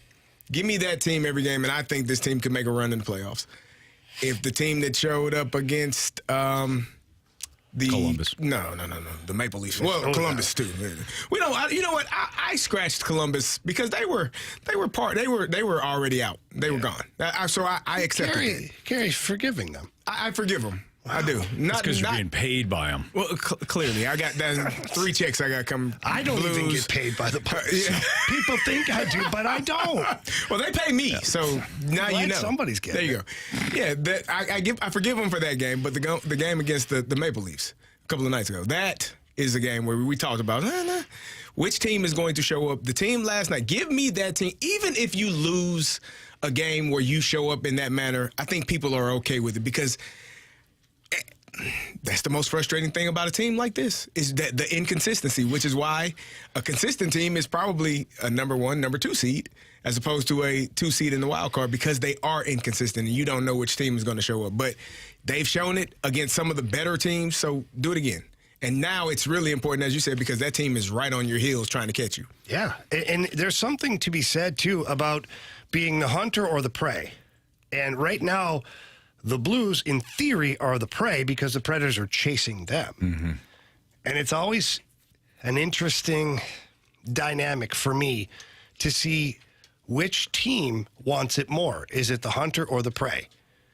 And I feel like this is going to be, and it's kind of funny, this play on words, obviously, with Predators and, things like that. But it's very creative. No, it really wasn't. It was laid out right in front of me. But, Anthony, how do you feel? I feel as though that we've gotten to the point where we are seeing a more consistent effort, and I know what I'm going to get out of the team most nights. You can say that with certainty after watching the game the Carey, 3 days ago? They've won, 8 of 10 games now? Is there 7 of 10? Right. 8 of 10? Last 10. Yep. It's not bad. Not bad. I'll take the next 10 like that. I mean, yeah, we want them to be 10-0, but that's unrealistic. Yeah. I think if you look back, I actually can excuse the Toronto game more so than the Columbus game. You had won 5 straight. You're playing a bad Columbus team. Beat the wheels off of them. Toronto, where you nine of their players are out. That's why it's worse to me. That's a mental gymnastics. You suppose that's the part where I don't I get frustrated with teams that when they are not completely loaded, don't have all of their players. Why in the hell would you dial it back? I should really beat the hell out of you and say, you thought you were going to beat us without your guys? You're crazy. But Columbus beat the hell out of you. Columbus is a minor league team. They were ready to go on vacation, right? How is that Jamie better? was ready. Oh, I was ready, but I didn't have to was play. ready to go. At least a good team. Columbus sucks. I brought my A game. I had my guy, Jamie says. I had my guy. But I know what you're doing. They're 8-2 of their last 10 games. I think we're starting. We're seeing a better effort. We're seeing. I'm not even saying a better effort because effort winds up being kind of a thing where it's like, you don't think we're trying. Shut your face. Just what I mean is a consistent effort. You're seeing that not every single game is going to be the same, but 8 of 10. So 8 of those 10 games have been really good. And 8 of those 10 games, you're seeing the consistency. Well, and you're seeing pushback, too. Like last night, they fall behind 1-0. Come back, tie at 1-1. They fall behind 2-1 at the end of the first period. They come back. It's Last a night was the different recipe. team right now. Last night was the recipe. They do that against Columbus. It's okay. But against Edmonton, so let's just simplify this, right? What did they do last night? Well, they got an unbelievable performance out of Jordan Binnington. They got to the front of the net. They capitalized on their opportunities. And they won 6-3. Goals on the power play. And their special teams are very good. Right? How many times did they kill? How many I think Oilers got one killed? power play goal. Okay. But their special teams. The Oilers. Right. Their special teams have been really good. Can play in an all-star game. Last night was a recipe. Last night we saw it. And they got contributions out of different guys. You had brought this up. Remember a couple of weeks ago, we were like, Jamie, what's different about this team? Secondary scoring. That's the thing you said. That's the thing you cited first. Secondary scoring. Well, we're seeing it again last night. So when you ask me, am I excited about tomorrow night? Absolutely. But I'm more excited because I'm more excited to see what the Blues do as opposed to, we'll see what team the Blues have tonight. We'll see which version shows up. No, I think we're going to get a consistent performance moving forward here, and now it's just about beating the opponent. I'm just very excited to see this team because last night felt like a playoff game in the building. It did. There was an energy to it. The crowd was loud. They were looking for reasons to cheer. The team gave them reasons to cheer. It was a fun game to be at, I'm sure, as a spectator. It was a fun game for me to work because of the energy and the things that are happening on the ice. Sure. But tomorrow, man, that really is like a playoff game. Like to create a 6-point separation on the team right beneath you with a game in hand, that's a great opportunity for this club. It doesn't guarantee you a playoff spot, by all means. There's lots of games left. But what a great opportunity for your team. Yeah. You're playing a rival team, too. So it's not like you're playing the Arizona Coyotes, who are 4 points behind you, and it's that would be an important game. This game feels different for me because you've had the Blackhawks Blues rivalry for forever, but that's kind of dissipated a little bit because the Blackhawks aren't very good right now. So still carry some weight, but not the same. The Predators and the Blues have been bashing heads for the last handful of years of standing spot and people who travel. Their fans come here, our fans go there. It's got a really unique feel to it tomorrow. I'm anticipating the building being absolutely unhinged with people from both sides cheering for their team. So I just want to see how this team comes out. What do the first 4 shifts look like? That'll tell me everything I need to know. If in the first 4 shifts you have a team that turns a puck over or doesn't hound the puck or doesn't get physical or whatever, then they weren't ready for a massive game, which is not a great sign. But if you have a first 4 or 5 shifts where you're getting the puck in deep, like last night, Blues got the puck in, went in, forecheck, bam, got it. Why did they do it? Because they were scared of turning the puck over to guys like McDavid, so they played by the rules that the team, like, not actual rules, but by the actual, like, put the puck in deep. They got to do that tomorrow. Get in there, get physical, get the puck down low. Nashville's not nearly as good as Edmonton. So, I don't know. I'm excited about the game, and I'm excited to see what the effort looks like from the team. How do you think, Jamie, that they stack up in the Central? You've gotten a chance to watch these teams multiple times. When I look at the Central Division, like Winnipeg, they're a surprise team. Everybody thought the Stars and the Avalanche were going to separate themselves from the pack. And they have. You know, the Stars are first place with 74 points. Avalanche second place with 70 points. And then you've got the Jets at 69 points. That's the surprise for me. So when you take into consideration all of that and you look at where they stack up in the division, the Blues, to me, right now, stack up as a 3rd or 4th place team in the division. That's where they are right now. They're 4th place in their division. Can they catch the Jets? 9 points is a lot to make up, and the Jets have 2 games in hand on them. So potentially 11 points. When you're running out of racetrack because the season's, ticking away, that could be tough. But I don't think the Blues fear anybody in this division. Out of all the teams, I think the one you'd fear the most is the Avalanche, and they're in 2nd place. Right. Because if they ever figure their ish out, that's a hell of a team. Right. Dallas got a good team, but I feel like the Blues are confident against that team. So really, there's only one team that you're kind of like, okay, better buckle up, and that's the Avs. The Avs got it handed to them last night. They did. By the Bolts. Yeah, Kucherov went off, man. Yeah, he did.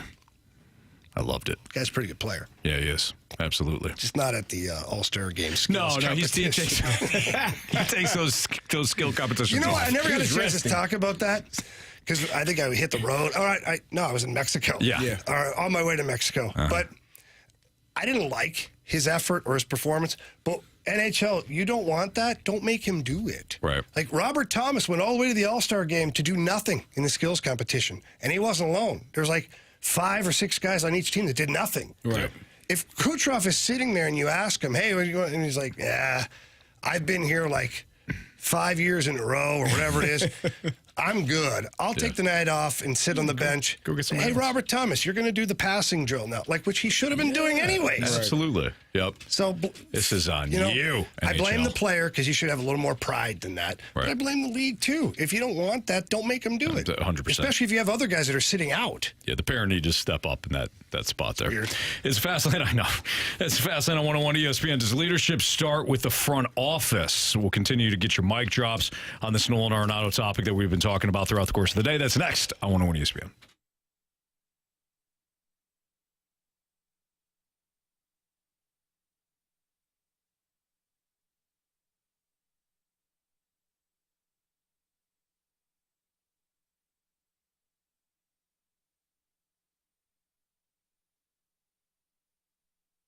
Hey, it's Carey, and if you are a contractor out there and you need to get some recycling done, then you need to know more about Scrap Mart Metals. They are tailor-made for your business, and they can meet your schedule and your budget. Scrap Mart Metals understands that job cleanup can be a mess for contractors. So set up a business account with Scrap Mart Metal and recycle that metal. It's one less thing for you to have to do. You'd be amazed at how the scrap metal adds up and how it can help your business's cash flow. If you own the heavy equipment, you know that at some point it's probably going to break down, and then some point after that, you're probably going to have to get rid of it. When it's time to end the suffering, Scrap Mart Metal will come and get it for you. They'll haul it away to one of their locations, and you'll get a check the same day. Or if you want to, you can haul it yourself. They have 3 convenient locations, Valley Park, Peevely, and Jonesburg. If it's metal, they buy it. It is simply recycling made easy. Reach out to them today at scrapmartmetals.com. My guy Lucas can talk to you about setting up a business account and get you going, get you rolling. That's scrapmartmetals.com, and tell them Carey sent you.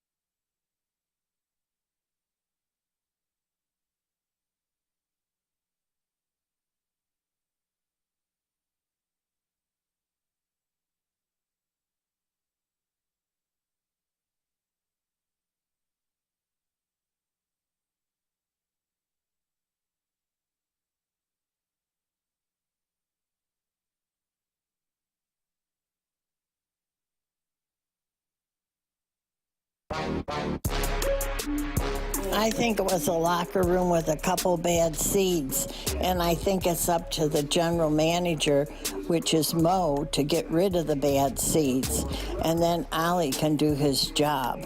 But it's kind of hard to do your job when you got some people in there that are disruptive and that are trying to divide the locker into people that they like and people that they don't like.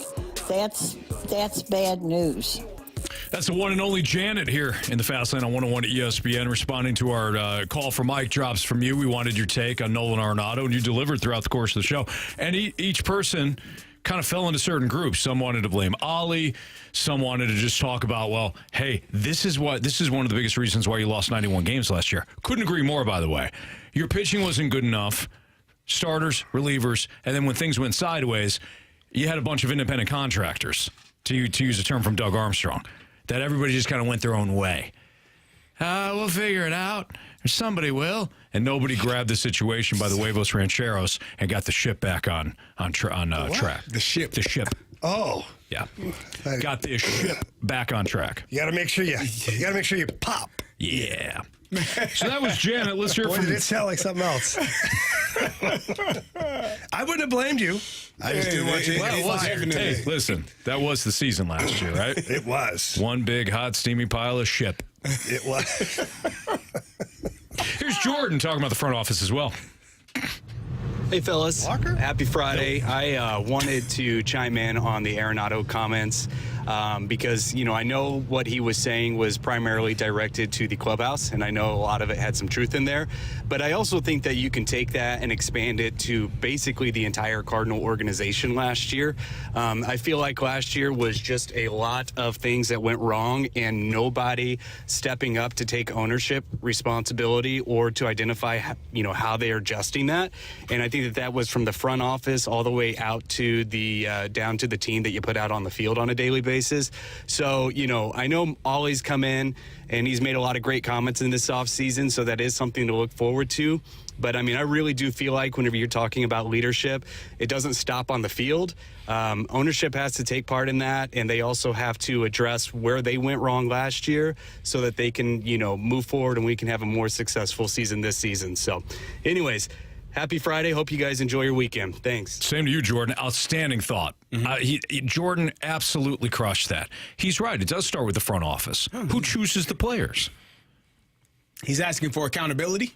Yes. I agree. Because really good teams, and I've said this time and time again, either way, good or bad teams, everything starts at the top. Mm-hmm.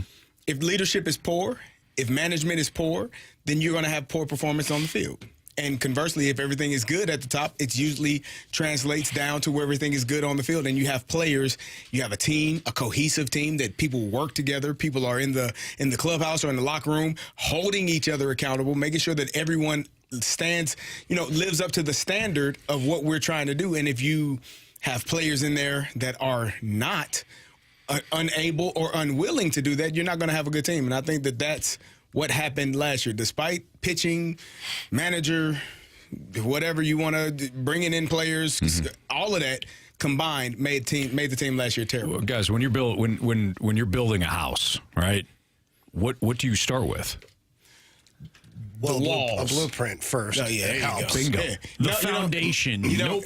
Jamie's right. The bathroom. Yeah, nope, Carey, you don't start with the bathroom. Put the shower in first. The man cave. You start with the man cave. No. You got to put the doors up first. How else are you going to get in if you don't put the doors on first? They're not listening to me. No, not You at all. gotta hire somebody to do it for you. It starts with the blueprint. It starts with the architect. It starts with the guy putting the plan together. Here's what we're going to do. You don't just start putting the doors in when there are no doors. You don't start with the man cave. You got to get a bunch of independent contractors to make that house. Separately. Jamie. And build the house. Oh. You get 5 or 6 guys. You do the bathroom. You do the kitchen. Yeah. You do the landscape, and you, sir, you take care of the windows. The house always ends up perfect when you have a bunch of different That's people the best doing way different to do things. it. Right, Yeah, that's absolutely. what I thought. Yeah. And no blueprint at all. None. More foundation. Just the foundation. Overrated. Yep. Just think about it and do it. We'll see what the outcome is. Wing it. Yeah, it starts with the architect, right? Mm-hmm. The architect's got to put the plan together. That's Mo. 636 Mo's the architect. gave us a great point. You always start with beer. That's how you start. Well, any project should start with beer. I do agree with that. What could go wrong? I'm gonna put the bathroom here. Great idea. That's the roof. It's never been done before. Thinking outside the box. All right, let's hear from Lisa. Hey guys, happy Friday. Everybody stay safe. But this topic you're discussing with Arenado, why in the world would anybody be surprised? Did you watch that team last year? It was a cluster. Not really. Mo's hired 3 inexperienced managers in a row. We have our 2 highest paid players that after 91 losses don't feel like that they need to make an appearance at a PR event like winter warm-up. Neither one of them. We have Tommy Edman having surgery. Nobody knows, and it's his wrist. Hello. Our leadership says no end of the year press conference. I'm sorry, but why are we surprised by this? The arrogance through the St. Louis Cardinals, lack of leadership, and here we are with 91 losses, and you don't even know if Edman's going to be in center field, which is going to be a trickle down. I don't understand it, why we're even surprised. There's 0 leadership, but we have a lot of arrogance going on our team. It's just kind of sad. All right, be safe, everybody. Damn, she nailed that. Thanks, Lisa. We do appreciate it. I mean, from top to bottom, she's absolutely right. That was a great point, too. Jamie, that was one of the things that you were ticked off at, too. That they had no end of the season. That bothered, yeah, that was ridiculous. Well, Carey, I don't know if you were with us. I don't know if you were with us at that point, but you probably said it at the opening drive. It was ridiculous.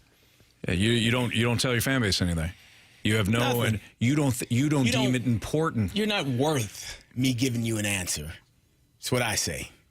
Who the hell are you? Damn. Or you have no hurts my soul. Or you have no cojones. No marbles. Because you're afraid of the questions. Right. Well, and Mo actually kind of said that without saying. He's like, well, we feel like we've, everything has been discussed. And, it has. So that means you don't want to hear it anymore. Mm-hmm. So the media, your fan base, even your players, like if I'm a player, not that the press conference is a big deal, but I'd like to know on record what my president and GM are saying about what their vision is. Like, I'm not saying if I'm Alec Burleson, like you're happy to be around. But if you're Nolan Arenado, you're Paul Goldschmidt, you're Wilson Contreras, I want to know, like, what's he going to say publicly that he can hold himself accountable for? Mm-hmm. Well, he didn't. He eliminated the whole thing. I don't have to worry about that. We didn't do it. Oh, okay. You guys all saw what happened. Hey, literally said We'll see you next year. I remember him saying, I don't know exactly, You'll but be back. Verbatim that we've kind of addressed all these things, and we don't need to do it again. Have you?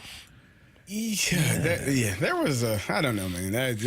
She's right though. There were a lot of questions, and it didn't end well, and I don't really know what it's going to look like this year either. What do you guys think of the winter warm-up thing? Yes. Depends. So it depends on what guys have going on. That's fair. I Goldschmidt, I think, had an event that they knew. Yeah. But I think Nolan Arenado didn't call no show. I don't think he let them know. If it's no call, really. If it's a Carey Davis Michigan situation, I got a problem with that. That's a terrible decision.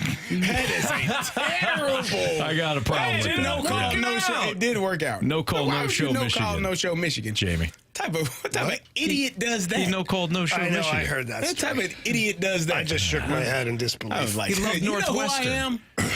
You know who I am? The guy that should have went to Michigan and visited this campus. Anyway, but if you have something else going on, then these are human beings with lives. I was busy. I was busy. Had things I had to tend to. You didn't show up to your last press conference, so I didn't show up to your winter warm-up. Fans suffer in both cases, but what do we care? Sounds really toxic. Yeah, it does. Imagine that relationship. All right, we got one more. Mark now. yeah, you do. Heck yeah. Finally, somebody hold everybody accountable. We got one more thought on this Nolan Arenado situation, courtesy of a couple of mic drops from Brennan and Courtney that really focus in on Arenado and Goldie. It's next on 101 ESPN.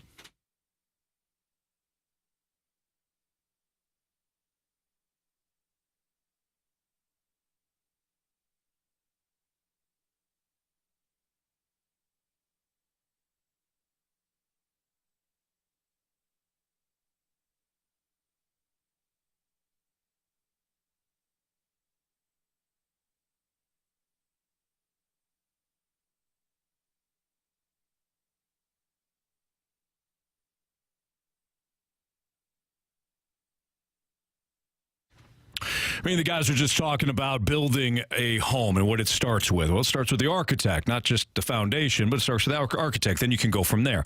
How many times have you embarked on a project and you started, and whether it's a do-it-yourself project or you try to hire one of the big box stores, and all of a sudden you're like, I thought I was saving money and I'm not, and the situation stinks, and now I'm waiting on certain things and certain products, and now I'm paying a lot more. Not at Mosby Building Arts. Mosby Building Arts, I've seen it. I went down to one of their buildings, one of their locations, and I walked around their building to see how many people are doing what. They've got their own architects. They've got their own plumbers. They got their own electricians. They don't contract anything out. It's all there at Mosby Building Arts. And what Mosby does, I absolutely love, is if I'm remodeling my bathroom, man, I call Mosby.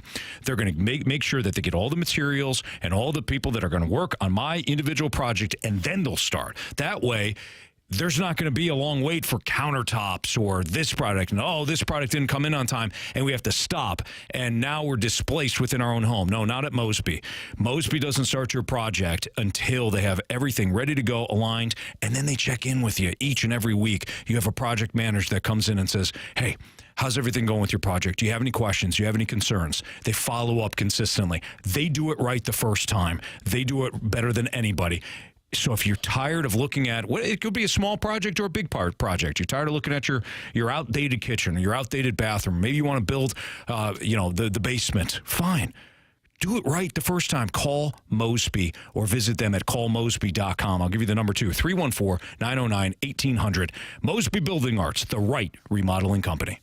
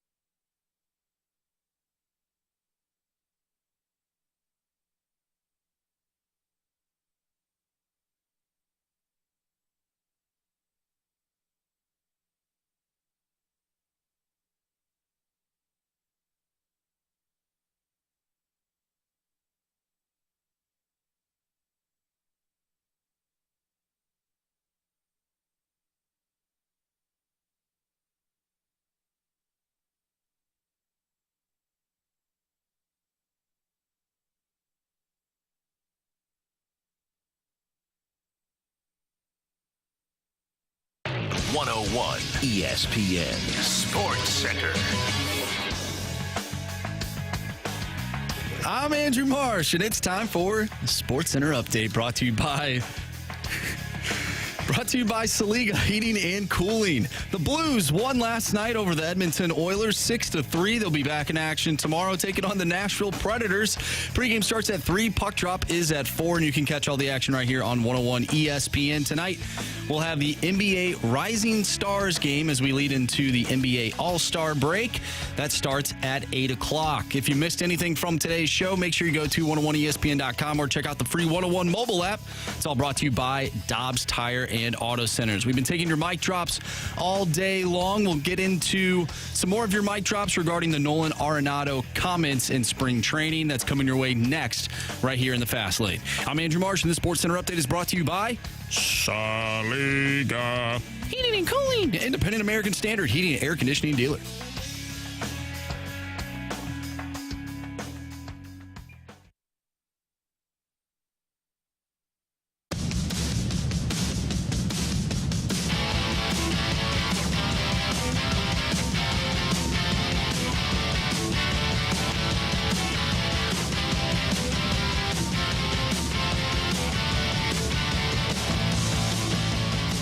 I got thinking about Arenado and Goldschmidt's careers and how they're probably the top 10 at their position.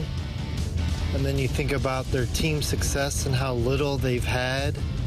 And maybe there's some correlation between, their leadership and how much team success they've actually have. Maybe there's something to that, actually.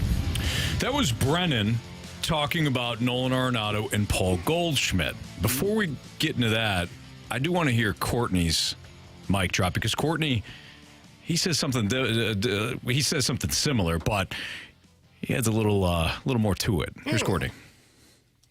Hey, good afternoon, fellas. Me personally, excuse my language, but I'm pissed. Like, this is what we're paying $35 million for? Look, I understand there are some leaders that are quiet, that lead by example, but I just feel like Nolan Arenado is an all-about-me type player. For a couple of guys, in him and Paul Goldschmidt, who say they came to St. Louis to win, and for a couple of guys who don't show up in the playoffs, who basically turn into Casper and disappear, how are you going to have the audacity to try to throw young players under the bus? How are you going to forget being a leader, be a role model? Try to help the guys. But I guess you're not getting paid to do that, so, but you want the team to be better, but you're not willing to help the guys get better. You just want to focus on you. You want other older guys in the locker room so you don't have to be the guys to help out. You just want to focus on getting your game better. Man, ship them guys out of here. We can win without them.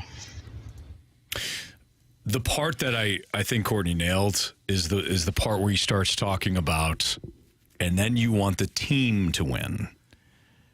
He's right. Not everybody's a leader. We've had this conversation. Not everybody can lead. And just because Nolan Arenado's got a ship ton of Gold Gloves and was third in MVP voting a couple of years ago, doesn't mean that he's the leader.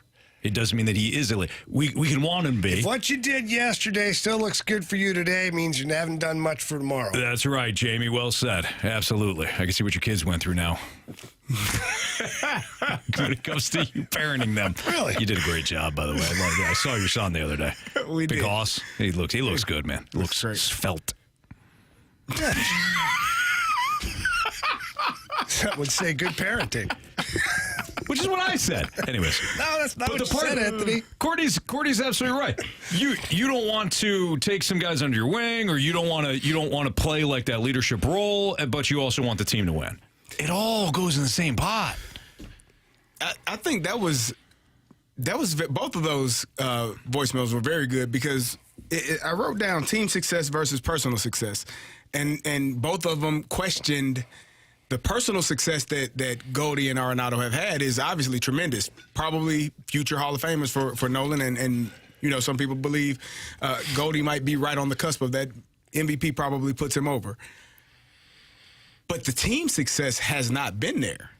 And the Cardinal way, and correct me if I'm wrong, is about team success with Hall of Famers aiding in that. It's about winning championships. It's about making deep runs in the playoffs. It's about all of those things. Oh, and we get to watch Yadier Molina play. Oh, and we get to watch Albert Pujols play. Oh, and it's that, and we get to see those guys play. It's not, we get to go watch Albert play. No, we get to win a championship, but along the way, we get to watch Albert play. Yeah. That's the Cardinal way in my mind. And when you're a superstar player, which Nolan Arenado is for this Cardinals team, and you make those statements about lack of leadership, people may begin to question, well, is it about championships or is it about your success? And not that may not be fair or it may not be right, but I think a couple of people will have that, because once you start questioning the overall success of the team in your tenure while you're here and you're the best player here, what the hell is going on? Why aren't we winning? You're supposed to rise us to the top. Yeah. What's going on? So you got to be careful. Yeah, I agree. I agree 100%. Look at guys, it's evident that clubhouse didn't have what it needed last year.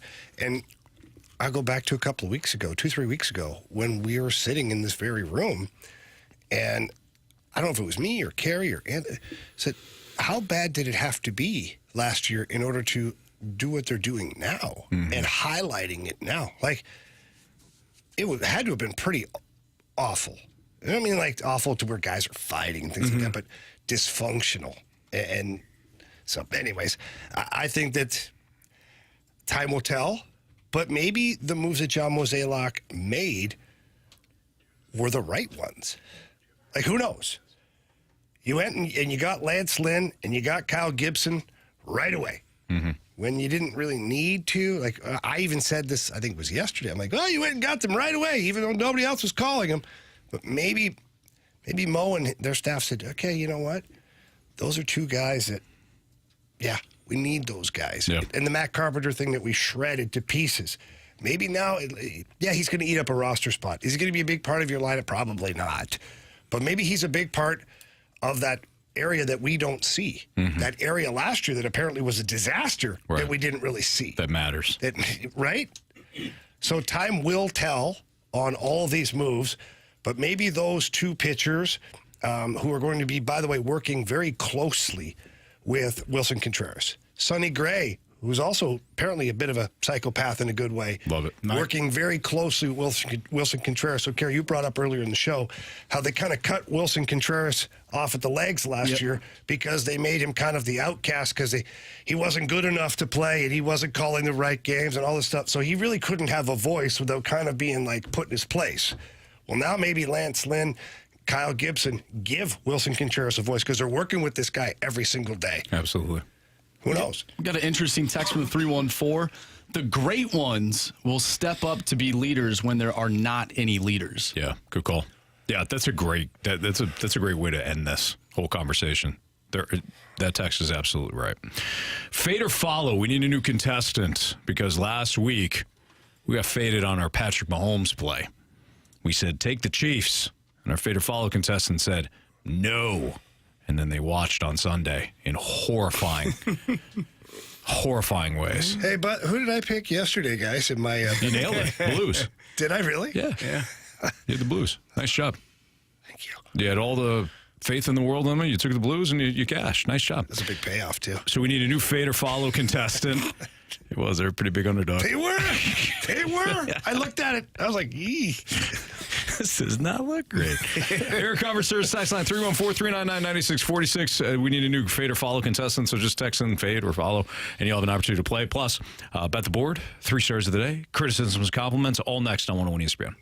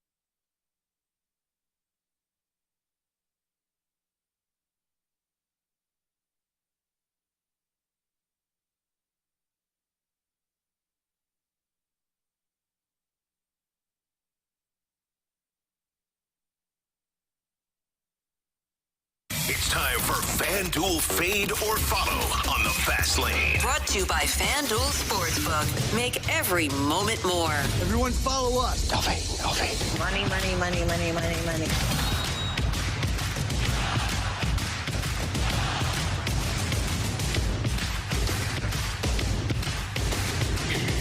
All right, time to bet the board here in the Fast Lane. Time to play Fade or Follow first. FanDuel's Fade or Follow here on 101 ESPN. Well, normally it's bet the board. All right, Day Drinking Brian from the Snake Pit is our contestant here for Fade or Follow. What's up, Brian? What's up, gentlemen? Hey, I need Janet's voice saying money, money, money as my ringtone. Maybe we'll get that to you. I'm sorry, there's copyright attached to that. How much you willing to pay, Brian? I'm broke. I just got back off vacation. All right, well, fair enough. Where'd you go, Brian? My parents' house in Florida, but I did not come back with a split head open. I didn't swim in the edge of a pool. Well, Brian, that makes one of us. That makes one of us. All right, Brian, we got to play for you. Jamie, taking a look at this Nashville and Blues game tomorrow. The Blues are only minus 115. I like the Blues on the money line. Yeah. Home team. Let's go, baby. Big game. So, Brian, our play, Blues minus 115 tomorrow afternoon against the Predators. You want to fade or follow us? I've got a great feeling because I love day hockey. No, I'm going to follow. Yeah, you are. Nice. All right, there you are, Brian. You're going to fade your Blues. All right, Brian, good luck to you. Have a great weekend. We want to talk to you again next week, so go Blues. Absolutely. Go Blues. All right. Money, money, money, money, money, money, money. I love it. Love it. There you go. All right, Brian, be good. Thank you. All right, we'll see ya. All right, there you go. Now it's time to bet the board. Marsh, what's our standings? All right, so, Anthony, you are tied with Carey 5-5 on the month. Jamie's 4-6, and I'm 2-8. Oh, wow. 2-8. That's tough. Boy, that's the reverse of what the Blues are. Carey, no NBA for you. I know it. So what are you going with there, champ? Looking over this, I hope this is what Jamie was going to go with because I want to take it from him. But I'm going to go with the Boston Bruins. You son of a bitch. At home versus the Los Angeles Kings. Yes. Minus 146. Day game in Boston, LA on the road. That's what I'm going with. Boston's also coming off a loss, too. They just lost to Seattle last night. Screw you. That you feel that way. No, you're not. You're not sorry about anything. Yeah, I don't feel like he's sorry about that. Not at all. Son of All right, I'm going to take the over in the Blues-Predators game. So the overs hit, in 9 of the last 11 meetings between these two teams. 9 of the last 11. 8 of the last 9, 4 of the last 5. So the over has been a popular play. I'm going to go with the over in tomorrow's Predators and Blues game, over 6.5. Jamie. Wow, Carey. Sorry about that. Appreciate your I do apologize. help with that. Blame the NBA. Yes, Seriously. blame the NBA because Not playing. One more reason for me not to like the NBA. All right. I'm going to South Florida. Panthers, Lightning. I was looking at that. That's a big game. Panthers, Lightning, 5 p.m. Panthers are minus 125. Lightning just fed a beating to the Avalanche, but I don't think they're going to feed that beating to the Panthers. I got the Panthers. Okay. All right. Marshy. Yeah, I'm taking the Detroit Red Wings money line over the Calgary Flames. Not a big Flames fan these days. The Red Wings, though, have beat them 3 times in a row. So I'm going to go with the Detroit Red Wings money line. That is at plus 105. All right, so we're all games tomorrow in the NHL. We got it surrounded there, boys. By the way, if you missed anything from our show today, you can always download the podcast, listen to it on 101ESPN.com or on the free 101 ESPN mobile app, all brought to you by Dobbs Tire and Auto Centers. Marsh, what do we got for criticisms and compliments? Yeah, from the 636, can I just give Anthony his flowers real quick? The fast lane is goated. All right, thank you. Yeah. All right. Thanks. Sweet. All right, moving on. Nice. No, from the 636, shout out to Jamie doing an outstanding job all season on the broadcast. Very impressive. Absolutely. And keep up the great work. I think Blues fans are lucky to have you. Wow. Definitely. Nice job, Thank Jamie. you very much. Seriously. I appreciate that. Been outstanding, my man. Well, I appreciate that. I have a lot of fun doing it, so it's nice to know that people are enjoying it. All right, let's get to our 3 stars of the day. We'll start off with a guy that just great leadership. From the St. Louis Blues, he was on BK and Ferrario today. We played some of the clips. Jake Neighbours. Yeah, Jakey. Way to go, kid. Neighbours. Our second star of the day. These things, they travel a long distance in the ocean. Give it up for Chips. Yeah, nice job, Chips. Gotta love those Chips. Absolutely. With a P. Ship with a P. Yep. Absolutely. And our first star of the day goes to all of the listeners who left us mic drops. Great mic drops. Yeah, we nice appreciate job that. on the Nolan Arenado topic. Absolutely. Yeah. All different thoughts. I thought they did a phenomenal job today. Yeah, for sure. We love getting you guys involved in the show because you want to be a part of it. And we always talk about it here in the Fast Lane. We like to picture ourselves, believe it or not, at a bar. What? Yeah, drinking. And then people are kind of starting to hover. Yeah, oh, yeah, absolutely. No. That's a fireable offense, Carey. Don't bring alcohol. Just wanted to make sure. I'm new to the show. In a solo cup. You know, like all the kids that walk around at the college football games. Oh, yeah. They're drinking water in those cups. 100%. Yeah, those cups are perfect for water. It's the big QT, the big, the big cup, styrofoam cup. Gotta have my soda. Gotta have my Dr. Pepper. Yeah, you do. Anthony, I got mine right here. A little rum. Actually, I don't know if that'd be a good pairing. I don't know either. Dr. Pepper and rum? I don't know. You let me know how that works. If you're a college kid, you don't care. No, you don't care. You need a paint thinner. You're fine with that. I remember mixing like 4 or 5 different alcohols together. Yeah. It was awful. I was like, I don't care. Throw some fruit in there. There you go. Hey, everybody have a great weekend. Don't forget we got Blues and Predators tomorrow. For Andrew Marsh, Carey Davis, Jamie Rivers, and Anthony Stalter. See ya.